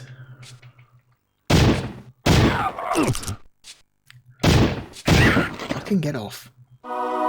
Goddamn spiders chewing on my ankles. Right. So, it's helpful that the little blue bar, when you're holding the grenades, becomes segmented to give you a better idea of how many grenades you have. Grenades are also refilled by picking up the blue spheres, just to keep things simple. Alright, and so this is the new mechanic. Sometimes in a level you will find strange patches of wall, like this. Back off, because it's very easy to take unintended damage from these. The blast radius on these things is quite big.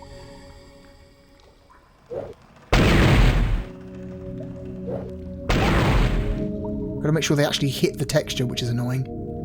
There we go.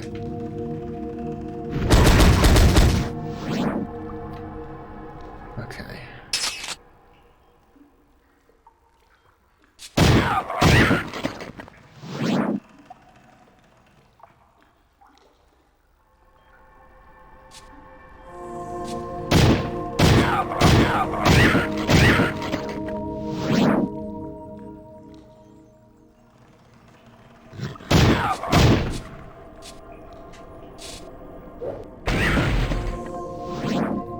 Might as well use them. We've got them.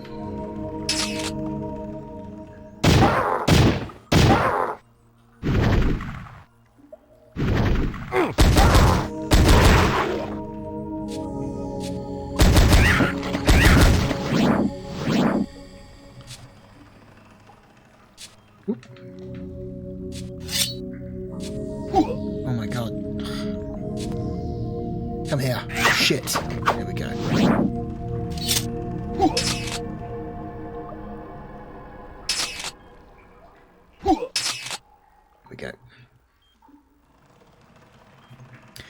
So there's another hidden item, transmitter piece in this level. I'm not 100% sure where it is. I didn't find it the last time I played this level. Who knows, maybe we'll find it this time?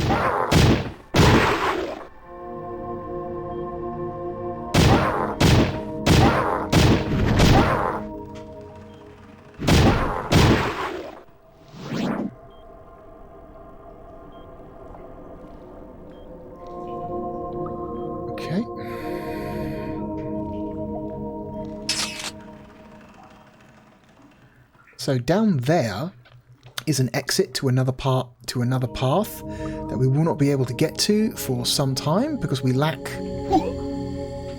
the item that allows us to fall from great heights without dying.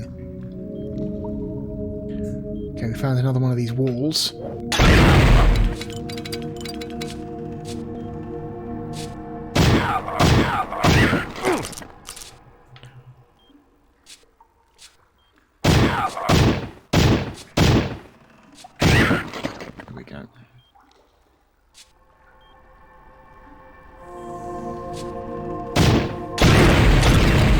Oh my fucking... Ugh, it's annoying.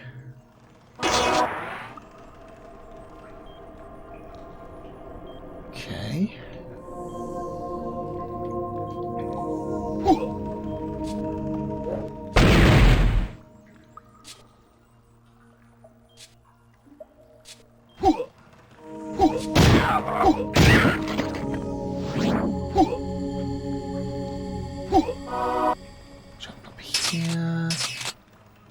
Another wall directly across from us. It's hard to see, but it's there. Oh my god.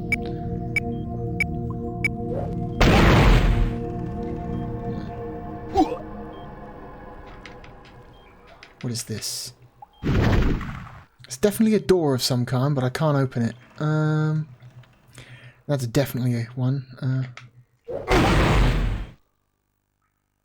Okay.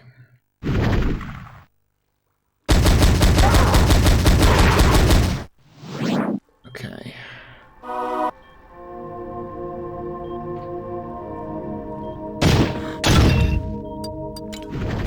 Where? There, motherfucker.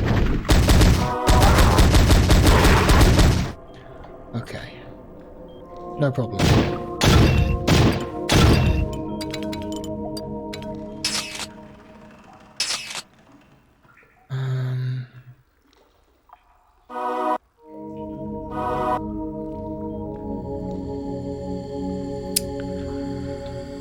There's another one.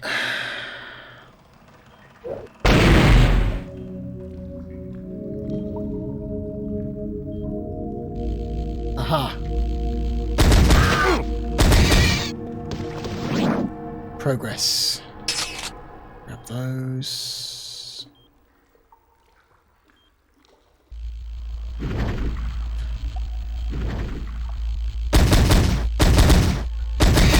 There we go.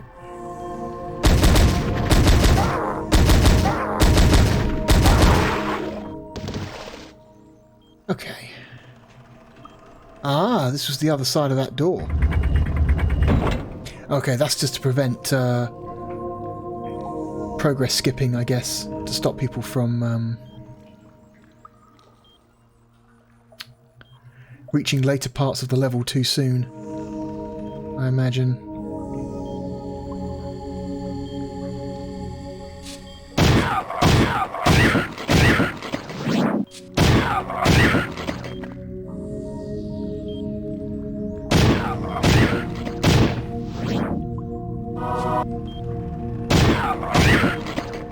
Okay.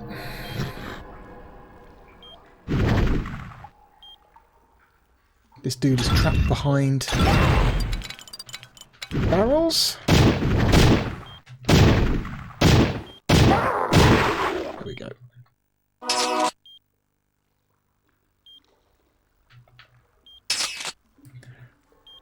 Okay, what if I just hack my way through these with the machete?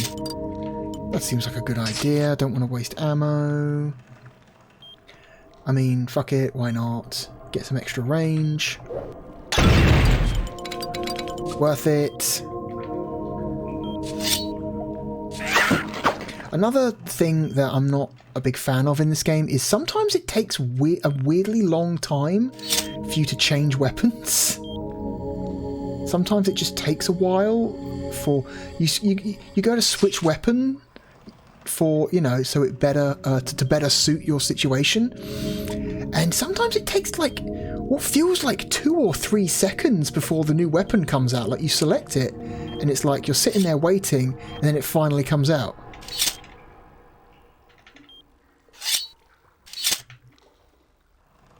You know? Oh shit, I didn't mean to do that. I meant to select the grenade when picking that up, but oh dear, whatever. Okay, we can't get to this key because this column is in the way. I don't know why we can't just very easily slide in between this gap here. I mean, it looks wide enough. I guess on top of not having very good lung capacity, our super soldier that we're playing as is also extremely fat.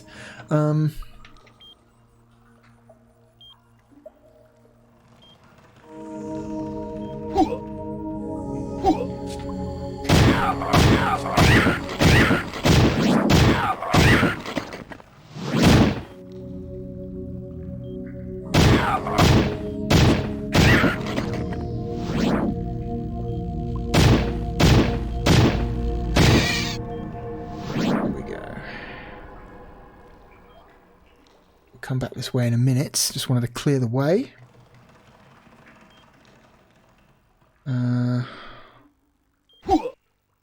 Yeah, this is where we came from earlier.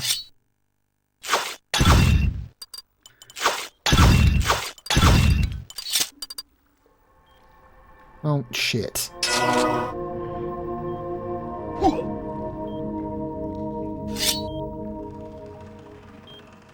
Okay, yeah, part of the drawback of everything being so dark all the time is that sometimes it's hard to navigate the fucking level. Sometimes you just miss corners because everything looks so dark. Okay.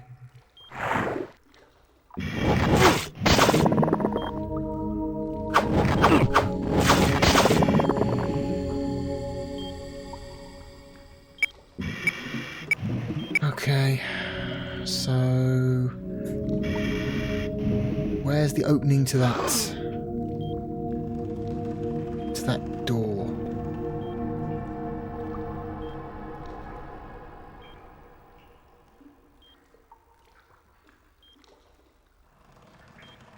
Aha! You see, that little opening down there was completely, like, invisible unless you were staring at it from the correct perspective, like this. Like, look, I'm pretty sure this is where the switch to open that door is. Okay. Oh. Oh my god. Look what we found.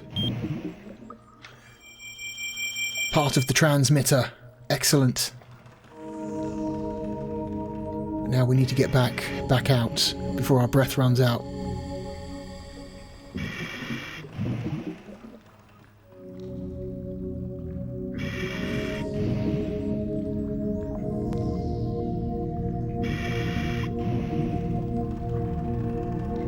Okay. So now we can go back down into this larger hole. We can now... oh, come on. Sometimes it's finicky getting out of the water. That will retract the column in the room with the key. And we can go back and get it.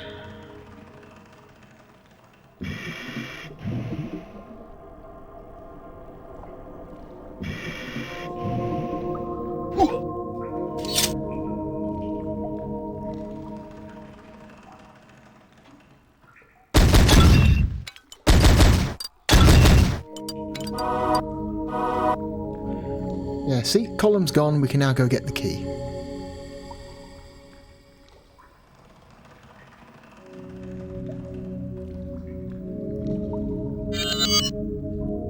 Symbol of power. Excellent. Now we can go back to where we saw that door earlier. I think it was this way. Was it not this way? No, it was. I just turned the wrong way. Okay. Good stuff. Nope, that's not it. God damn it. Where did I see it? It was... oh, wait, no, it was up here. Yeah, you see, all these incredibly dark, samey looking textures make it very difficult to see, like, subtle, like, level, like, design changes like that. It's like, where the fuck am I supposed to go? Everything looks the same. Okay, now we're in the ledge above the pit. We do not want to fall here. This is a guaranteed death, especially if we... well, it's a guaranteed death if we fall in that pit. We really do not want to fall in that pit. Oh, fuck. Okay. It's okay. We fell, but we didn't fall in the pit, which is good. Because... oh my god.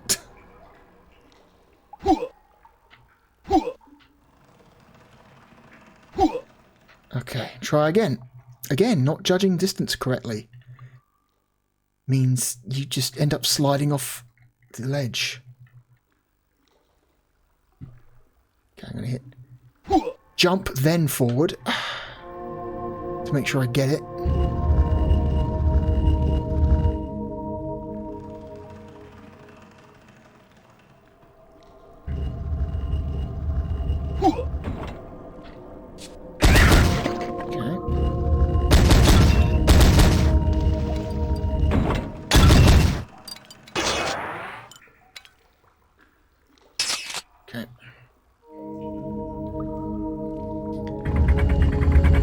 So, what's cool is, by making it this far, the game activates a shortcut for you. This shortcut was not activated when we were here before. This is the long corridor flooded with water, where we got the first key. But because the game has detected that we've made it up to this platform, it activates a little automatic shortcut for us. So if we should fall, we won't have to backtrack very far. I like that. It's a nice little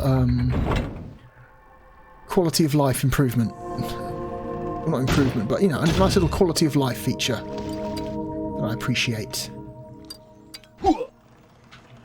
Okay. Whoa.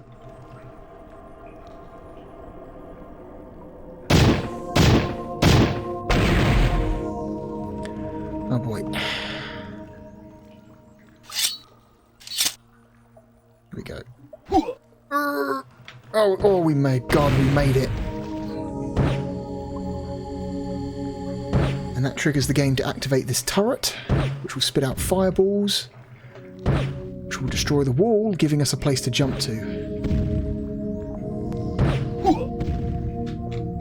Okay, end of the level.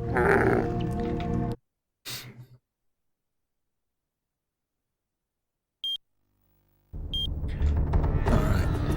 Amun Mines, Set Palace. So we're actually almost to the first boss, I believe. We are almost to the first boss, which I think is interesting.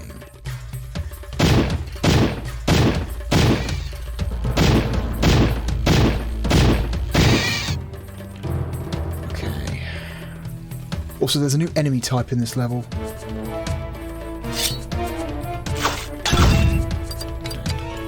That we will see very soon. Oh. Fucking where are you?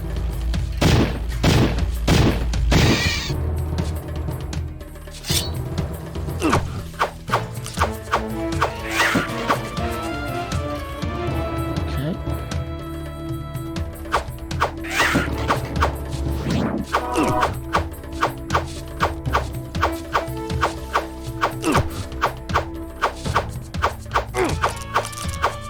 Fucking hit him! Oh my god! There we go.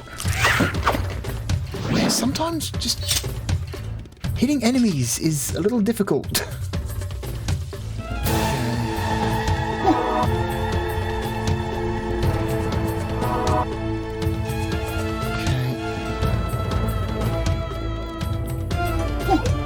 If you really need to go back for like health and ammo, you can always go back to a previous level, like the hub, like the hub in Karnak, and load up on health and ammo, and then come back again. But usually, the game is pretty good at making sure you have what you need.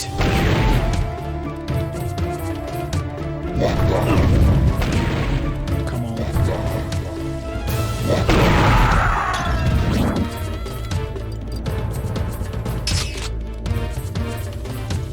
Okay, so now we've got this new enemy type, these mummies, which shoot homing shots at us.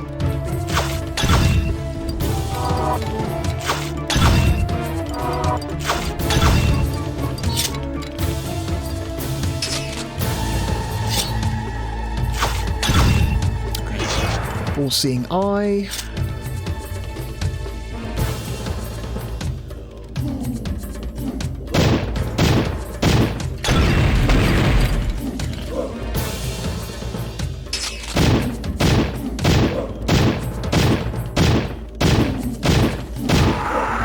Okay, 9 shots.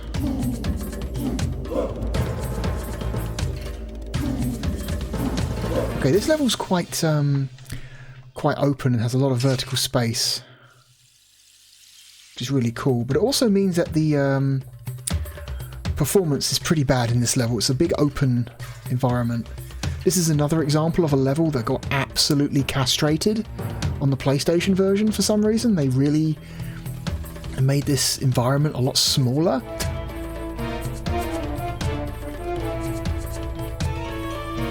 Okay.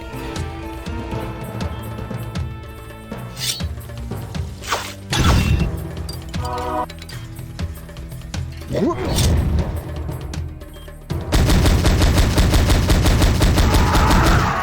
Forgot he was there.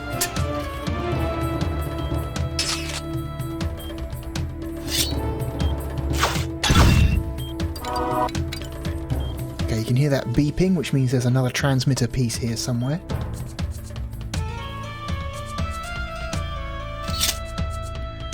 There's a fake wall down there.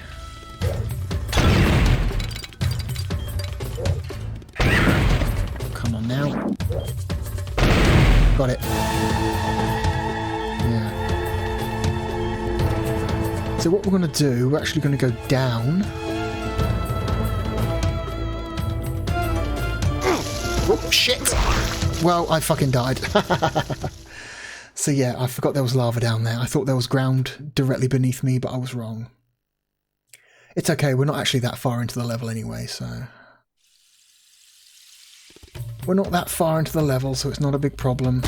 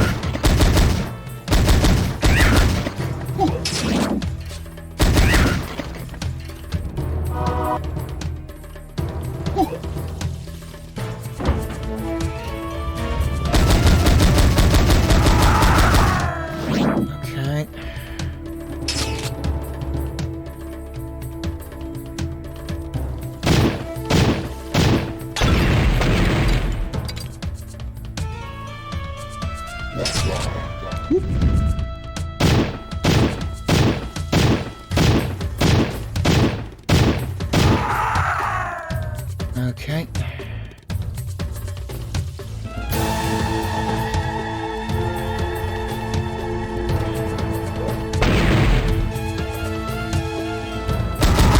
There we go.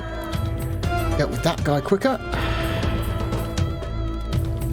So let me actually look at what's below me, shall I? Yeah, the ground is here, not there, where I tried to jump. Whoops.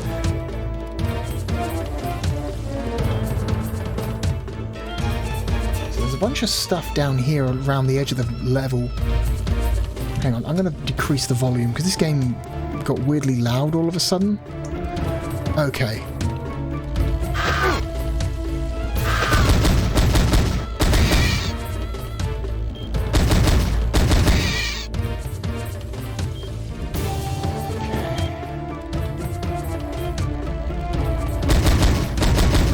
Whoop.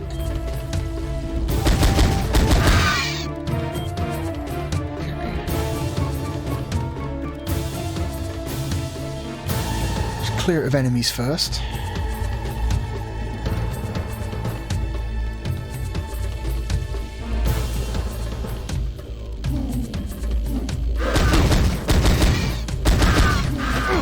Got a whole bunch of these guys up our ass.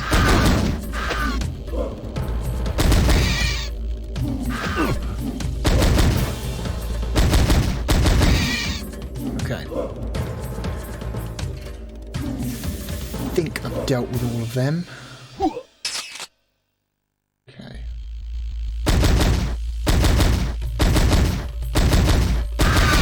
Oh my god, hit him. Machine gun, it's really only effective against stuff that's really close to you.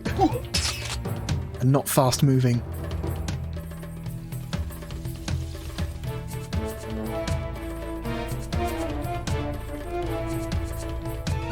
That's the...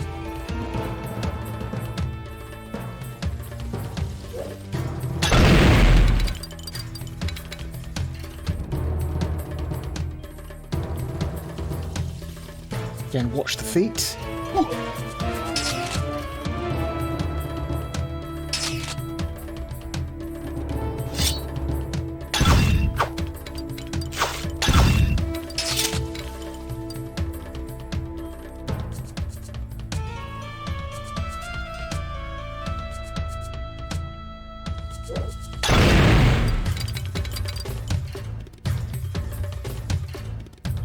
Cool.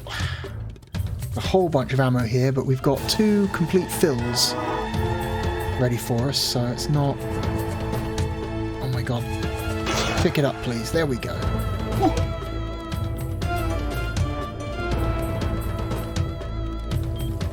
Yeah, Outside of that.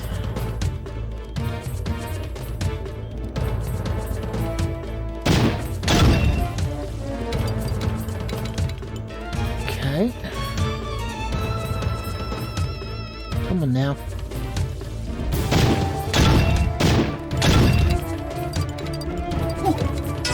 Here we go. Invisibility. Back up. Okay. Let's roll.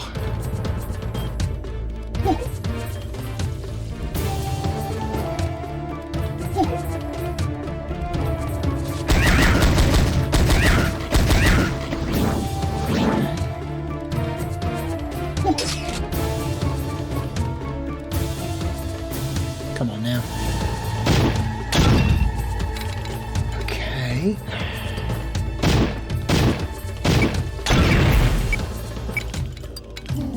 Clears that platform. Why is that platform there? Oh, I see, to get over there.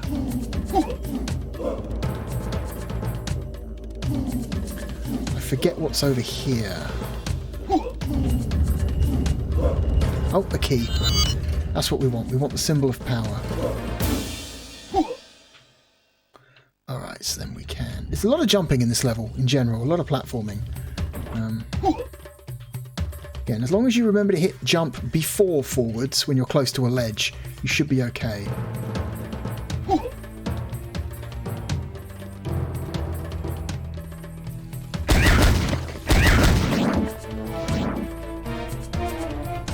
Okay.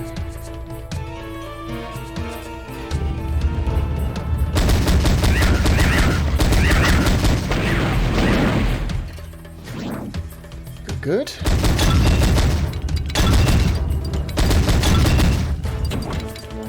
It's, another fake wall up here. That's a complete health refill if we need it. Good to know that's there. Visibility again, not that we need it really.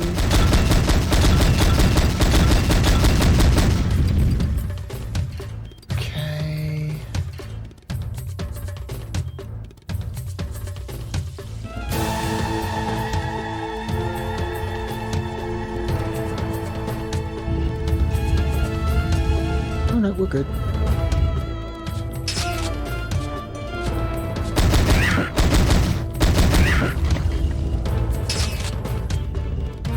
Alright.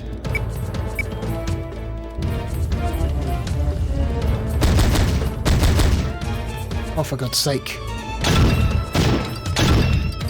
Fucking machine gun. And it's low accuracy. God damn it. Okay.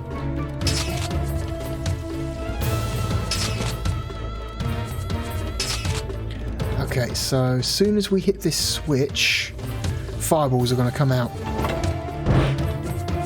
Okay.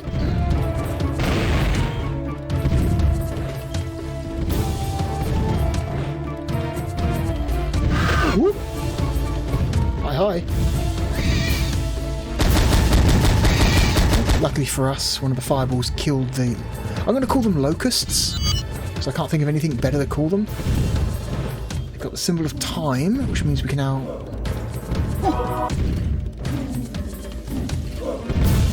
open this door. Okay.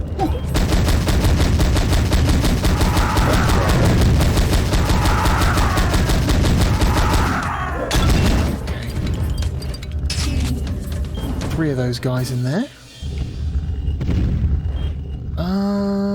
Woo. Oh, there's a little tease there showing us the location of one of the hidden transmitter pieces.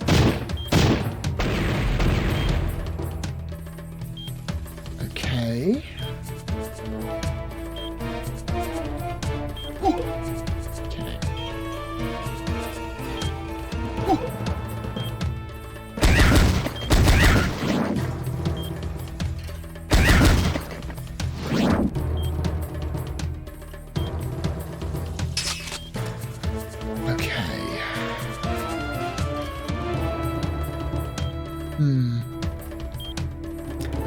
How do I get that? Oh no, I see how.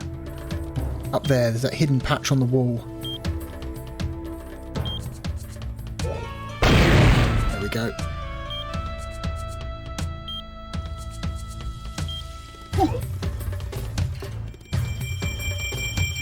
Three pieces of the transmitter. Excellent. And a full health heal, which we do not need.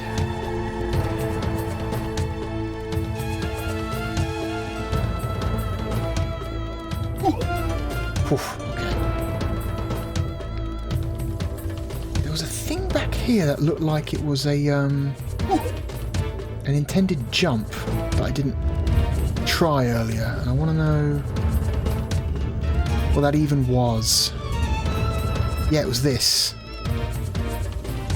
Ah, okay. Was it just to get that? It was just to get the weapon power up, wasn't it? Okay, that's underwhelming. Okay, whatever.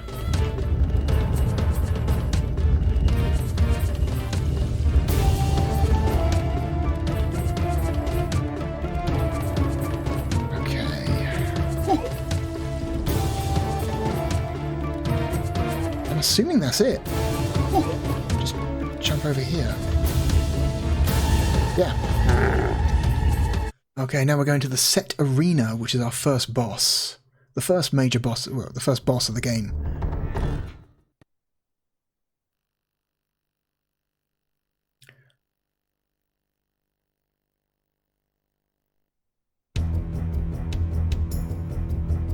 There we go. So, oh, this area runs a little shitty. Oh yeah, look at this frame rate. Oof. This is the cost of having large, open 3D environments on the Sega Saturn. It's you can do them, just oh boy, do you actually want to?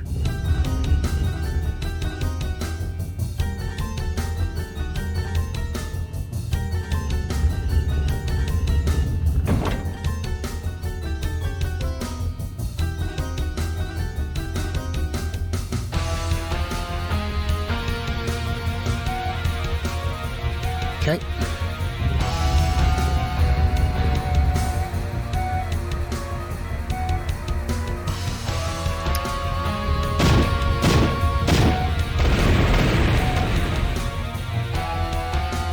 We're going to go for this full ammo refill because this guy sucks up. If I remember correctly, this guy sucks up quite a bit of ammo. Take a look down in this giant lava pit. It's way bigger than it actually needed to be. The insides of the lava pit extend far beyond the actual walls of this room. Interesting. Interesting.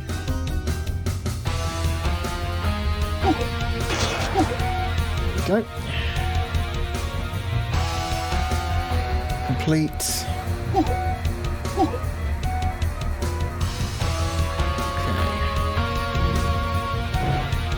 Cool, so this is the boss arena.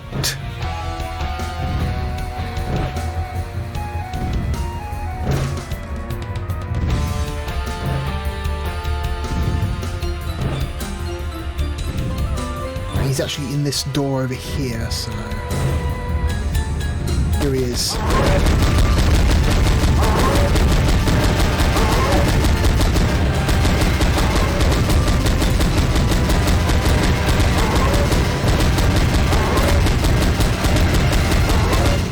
So one of the things this guy does is that when as he takes damage, his attacks increase in ferocity. So he starts off shooting projectiles at you, but once you do enough damage to him, he'll start jumping around the arena.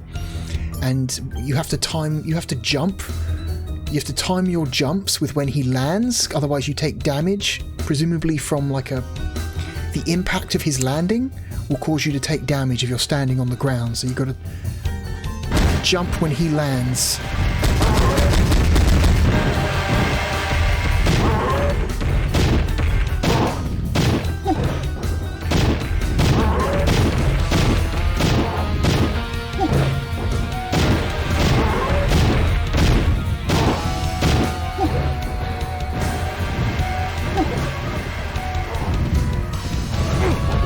Like that. Oh, come on. Also, you can't move when he does it.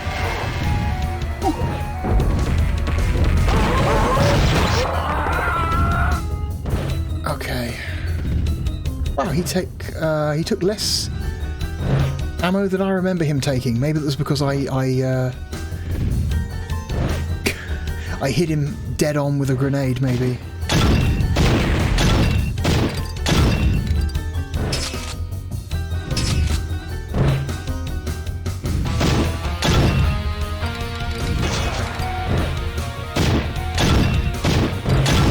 Try to pick up some ammo from around the arena while we're here.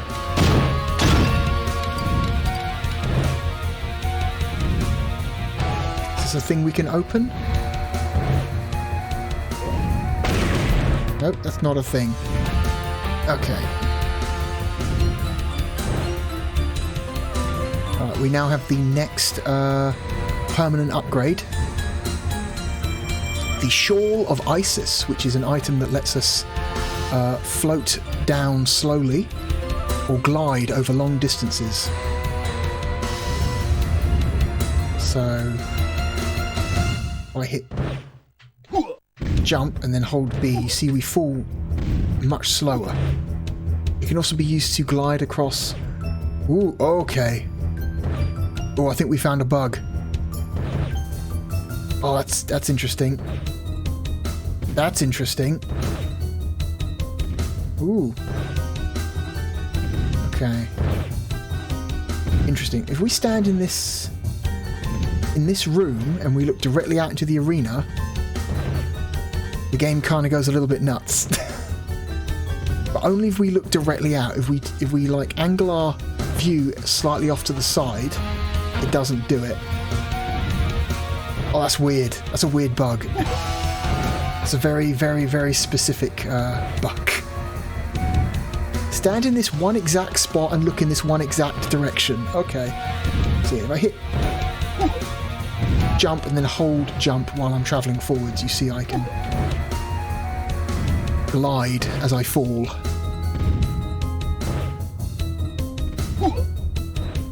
Okay.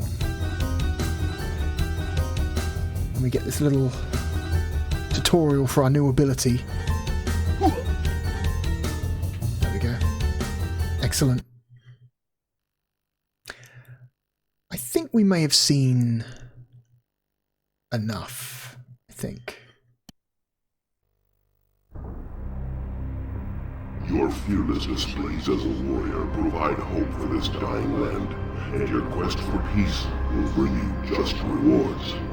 A deep cavity has been excavated in the south, where there's rumor of a fierce weapon that engulfs its victims in a breath of fire. Go there now and harness its power.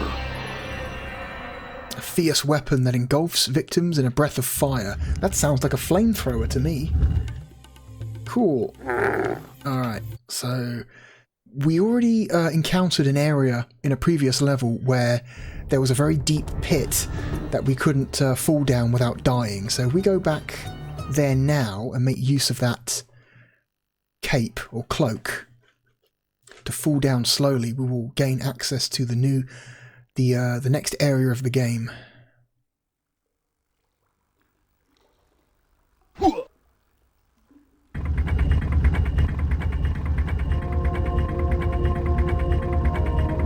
This game's really cool. This game is really excellent. This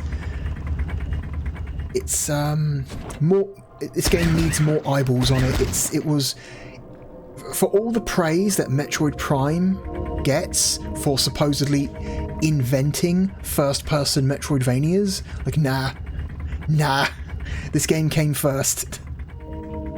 It might not have the single continuous world illusion that Prime has.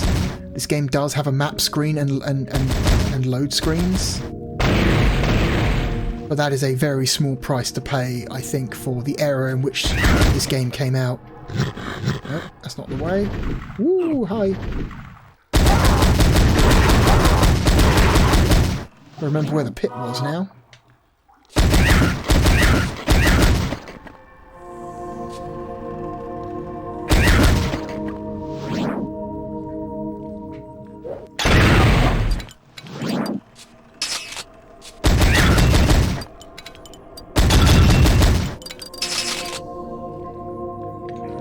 another one here.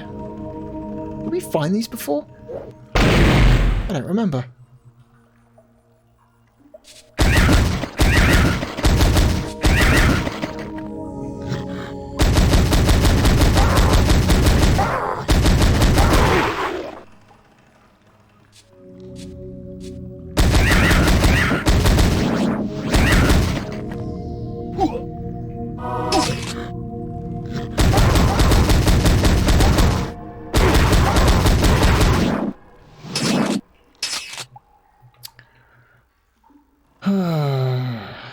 Forget where things are now.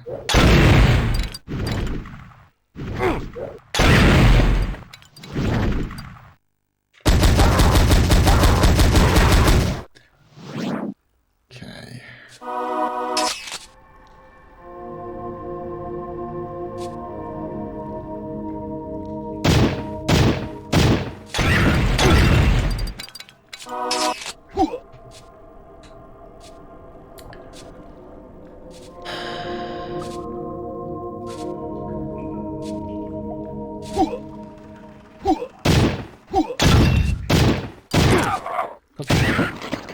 There we go.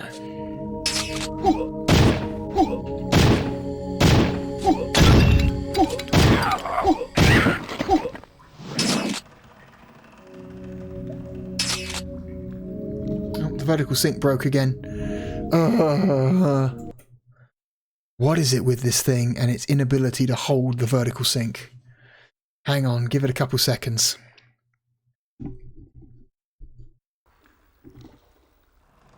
That's better.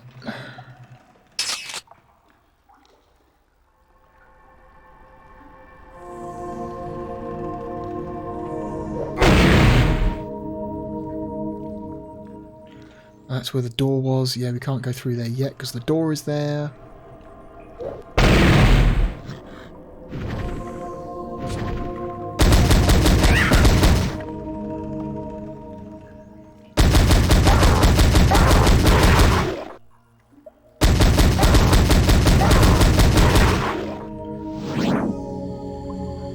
There it is. Okay, we found it. We found the pit. There it is. So if we jump and then hold jump, so we can fall very slowly. This jump would have killed us without this power up. Absolutely, without question. We can now find the extra exit. We can now travel to the Cavern of Peril.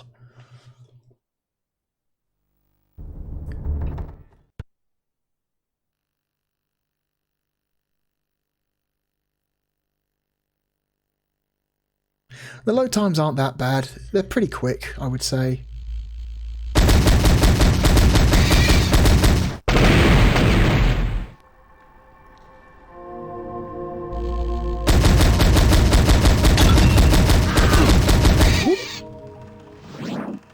Where are you?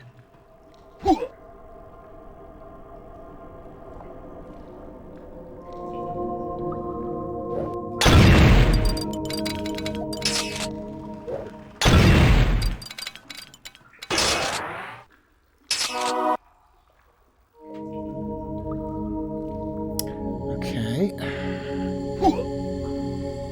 Same again. We're falling down a very long pit. This level is huge. This is a gigantic level. I think this is the biggest level so far in the game that we've encountered.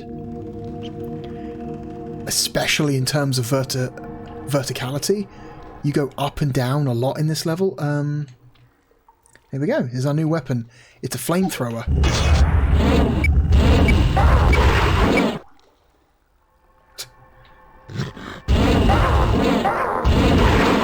It's very powerful, but as you can imagine, it's a very short range and it uses ammo extremely quickly.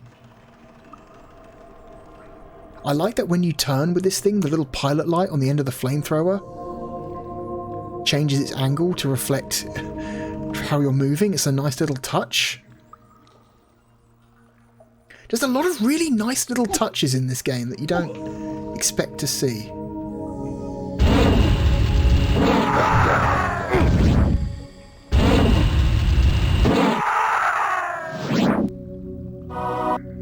that is some more of that green acid slime stuff that we can't walk on yet, but we will soon gain an ability so that we can.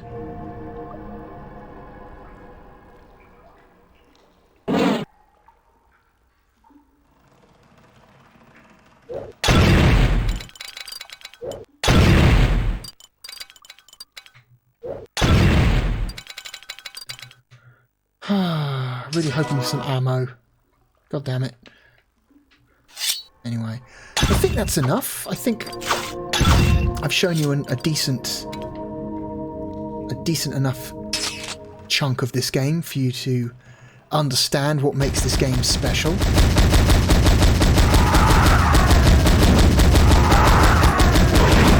Compared to the average first-person shooter of the time.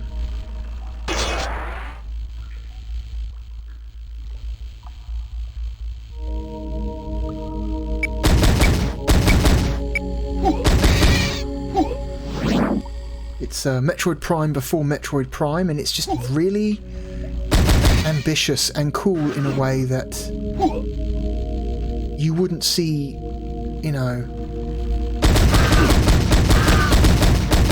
you wouldn't see in first-person shooters, like, almost at all from, like, this era. It's just a really cool thing that just did not get enough attention at the time when it was relevant. At least, I mean, it did, at least in Europe, just not in Japan or America. Oh, I forgot to mention. So yes, the original American title of the game is Power Slave. Excellent name, great name. The true name of the game, European name, Exhumed, not bad, a little bit boring. The Japanese title for this game is Western Calendar 1999 Resurrection of the Pharaohs. It's a really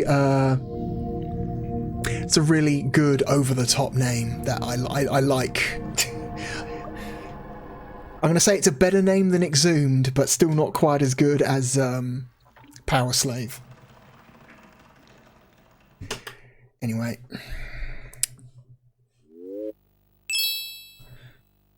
So, where the hell are we going to put this on our list? Oh, going back to the possibility of 3D pad compatibility. The PAL version does not support the 3D pad at all.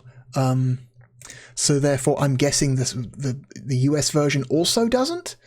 But it might be another case like Magic Carpet, where the Western versions, the original Western versions, don't have it, but then the later Japanese release, maybe they added 3D pad support in for that. Maybe that's the situation for why so many websites claim this game has 3D pad support when this version, at least, very obviously doesn't. Maybe it's a Magic Carpet situation. I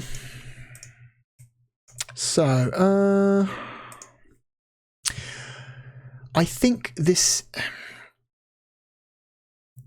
game is really, really special and cool and extremely, like, inventive for its time.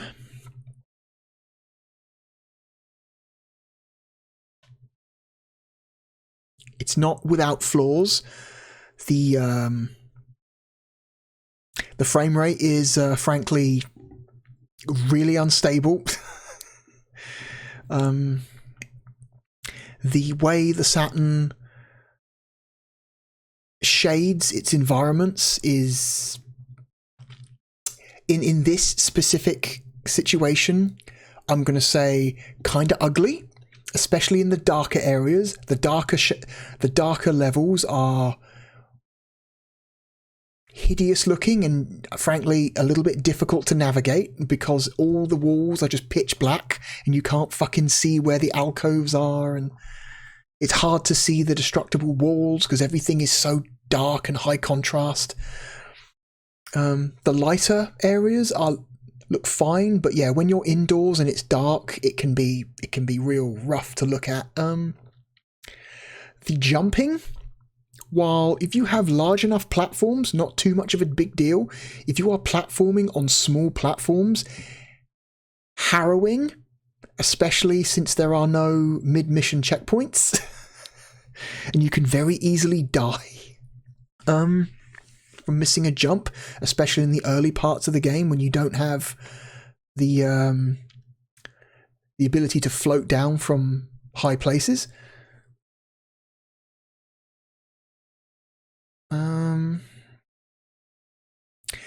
Okay, it's a better game than In the Hunt. I think it's a better game than Earthworm Jim. I like it a lot more than Ultimate Mortal Kombat 3. I like it way more than Shining Wisdom. It's a better game than Shell Shock. It's a better game than Virtua Fighter 1.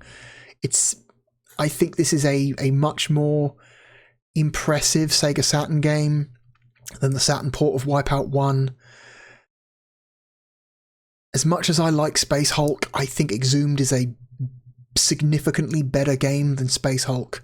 I like it way more than Nights into Dreams. I think it's a better first-person shooter than Alien Trilogy. Alien Trilogy is like good. It's like the best first-person shooter so far on the Saturn, but it is it feels like a very obvious, like,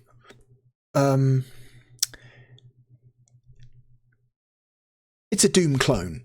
It's a Doom clone. Like, Probe sat down, looked at Doom 2 and said, how can we take this gameplay and then just kind of like, just plaster the Alien franchise all over it? And they came up with Alien Trilogy. It's a Doom clone. It is the most Doom clone that ever did Doom clone. But it's not necessarily a bad thing. It just prevents it from standing out too much. I think Exhumed is a better game overall than Magic Carpet. I would take Exhumed over the questionable Saturn port of SimCity 2000. Exhumed is a better game than Athlete Kings. Athlete Kings is wonderful, but it's a track and field game, so it's really limited by its own genre. It's a track and field game, you know.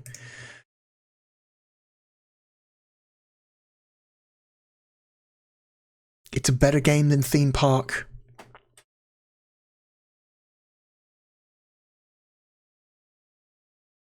I think it's a better game than Street Fighter Alpha 1. It's a better game than Virtua Cop 1. I would take it over the Parodius collection.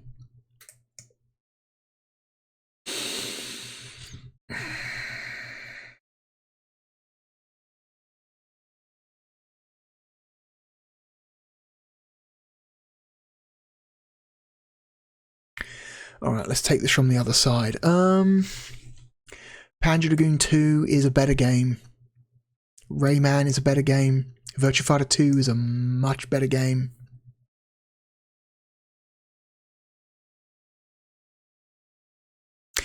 I think Story of Thor 2 is a better game.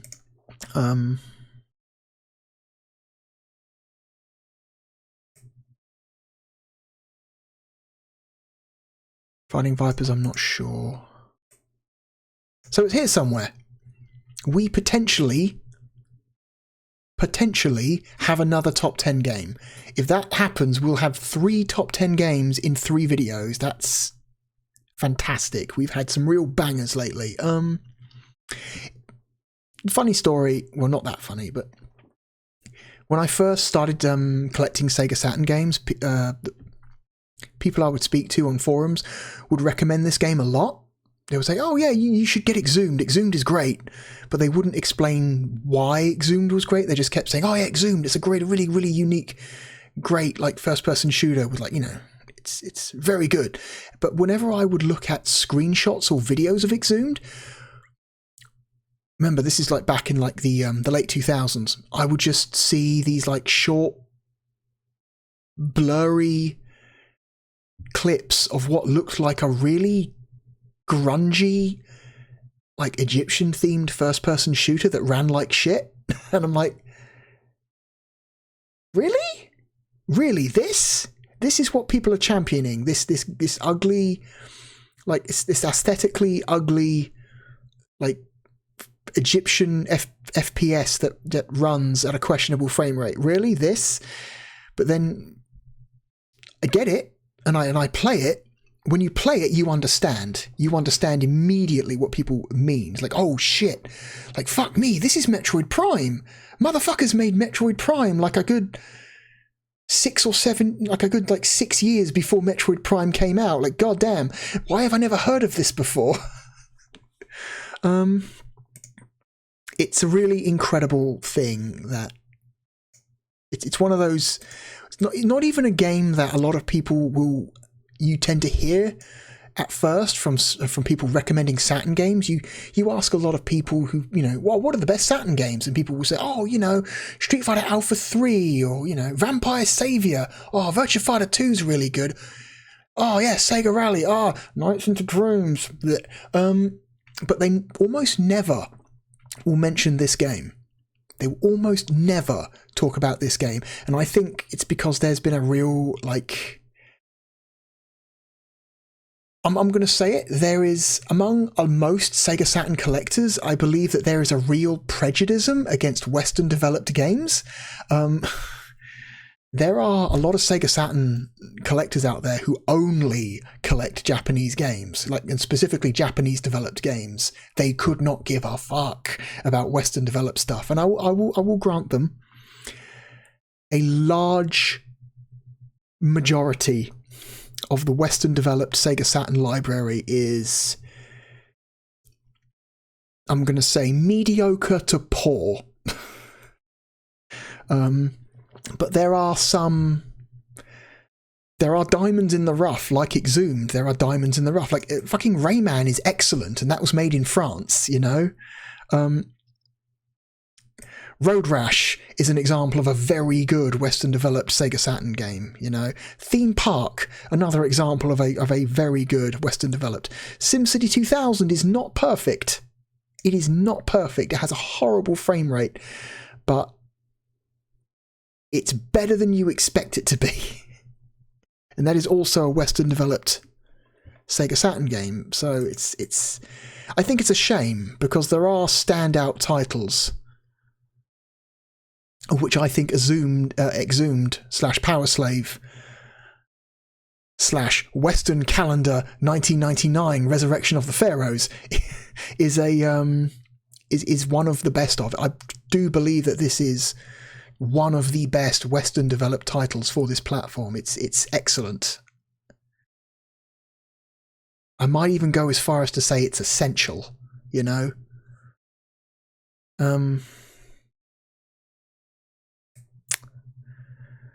So what are we saying here? We're saying somewhere between Road Rash and Fighting Vipers.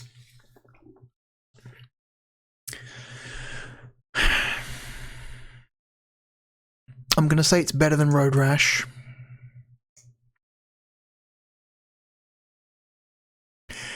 I really like Guardian Heroes. It's got a lot of style. It's very stylish. It can be very frustrating to play, especially during the boss fight. It's just, you get into a large group of enemies in single player and it's just fucking chaos. There's just dudes everywhere and it's spells going off and it's chaos. It's one of those games that you really feel that luck plays a significant part in many of the major encounters in that campaign, which is not a great feeling. So I'm going to say that Exhumed is overall, I think, a better game than Guardian Heroes. Gun Griffin is really cool mech sim, very slick. Great presentation.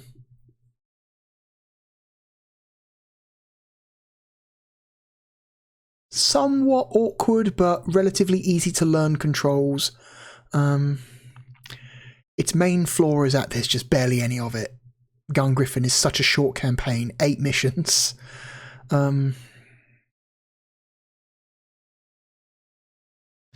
It's such a slight game. And like a pure content standpoint, that's its main drawback. I'm going to say Exhumed is better than Gun Griffin overall. I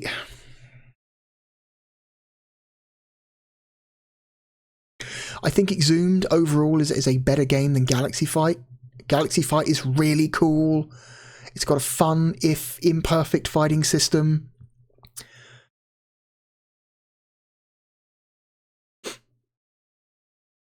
But it's got weird technical issues.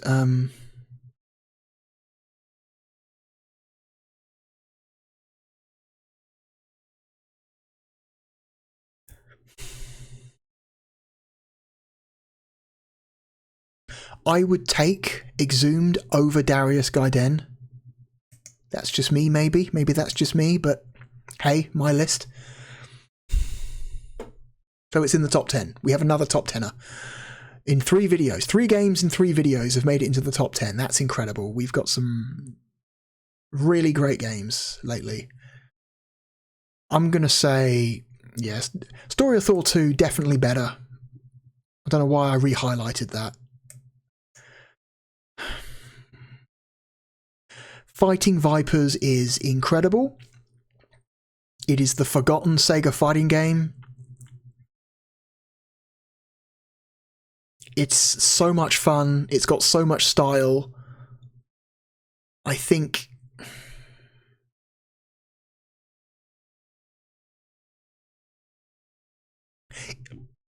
fun, ridiculous characters. A really fun gimmick of having all the fights take place inside cages or wrestling rings. And as a result, making mechanical use of the sides of the cage in the fight is a great idea. The fact that you can finish a fight by literally smashing a guy through the side of the cage is so satisfying, and it looks so cool when you do it. Oh shit, Fighting Vipers is, I think, a fantastic fighting game. I think it is. I'm going to say Fighting Vipers is probably a better game than Exhumed. Exhumed is really cool, but it's not Fighting Vipers. Plus, Exhumed is single player only. Fighting Vipers has a lot of multiplayer value. 1 second.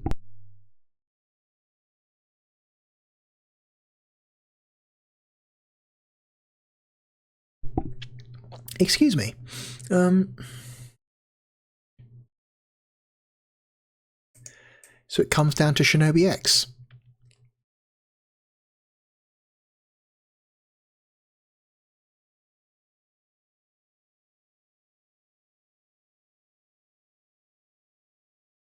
What's better?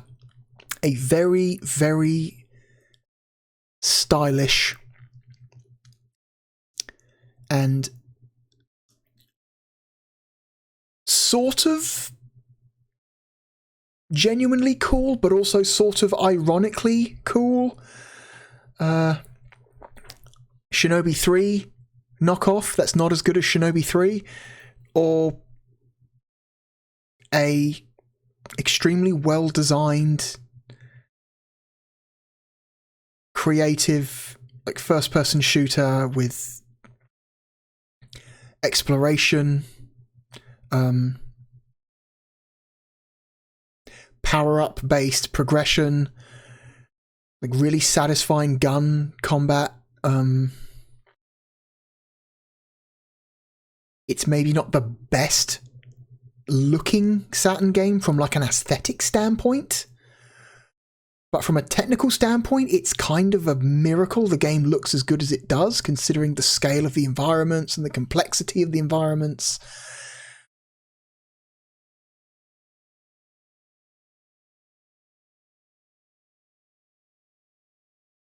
Also, the performance is not great, but holy shit, I think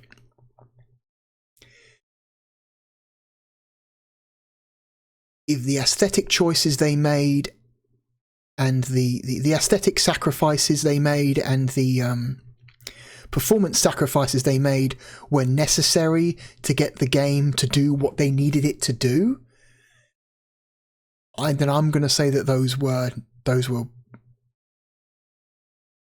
worthy sacrifices. I think they were correct to make those choices. If they literally could not make the game the way it was without making those sacrifices, then I guess it was worth it. Because otherwise you could end up with a game like the PlayStation version, which runs a hell of a lot better. I think the PlayStation version can even reach 60 frames a second in some areas, but it's just such like all the levels are so much smaller and more confined and less visually interesting, and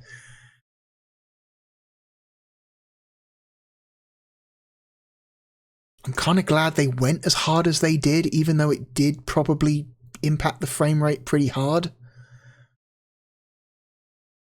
For those of you who are interested, you should really check out the Digital Foundry video on it on Power Slave. Very interesting. They've made two. There was the first one they put out like 6 years ago, and then when the remastered version came out, they did an update that included that version. That came out 2 years ago. They're both very good videos if you're interested more in like learning about the history of this game and why it's so special. I really recommend you watch those.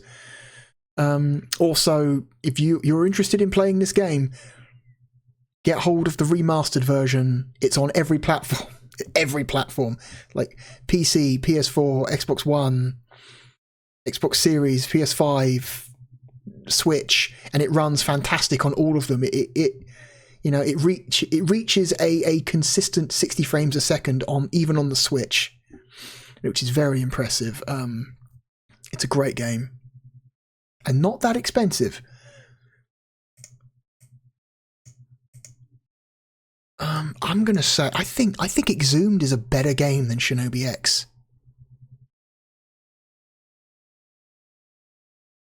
Yeah, it is, absolutely. Yeah, it's a new number 9. Congratulations to Exhumed. So yeah, like 1, 2, 3, we got Story of Thor 2, Fighting Vipers, Exhumed. 1, 2, 3. 3 games in 3 videos. Wow, incredible. Very happy with that. We've also got some other hard hitters coming up in the next few videos as well.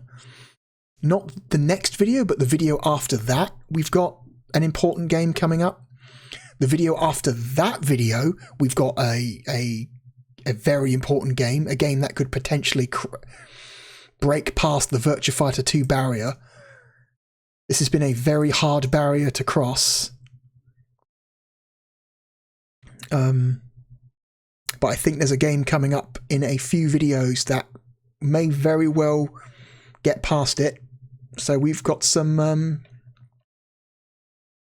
good stuff coming up very soon. I hope you will join me for it. Awesome.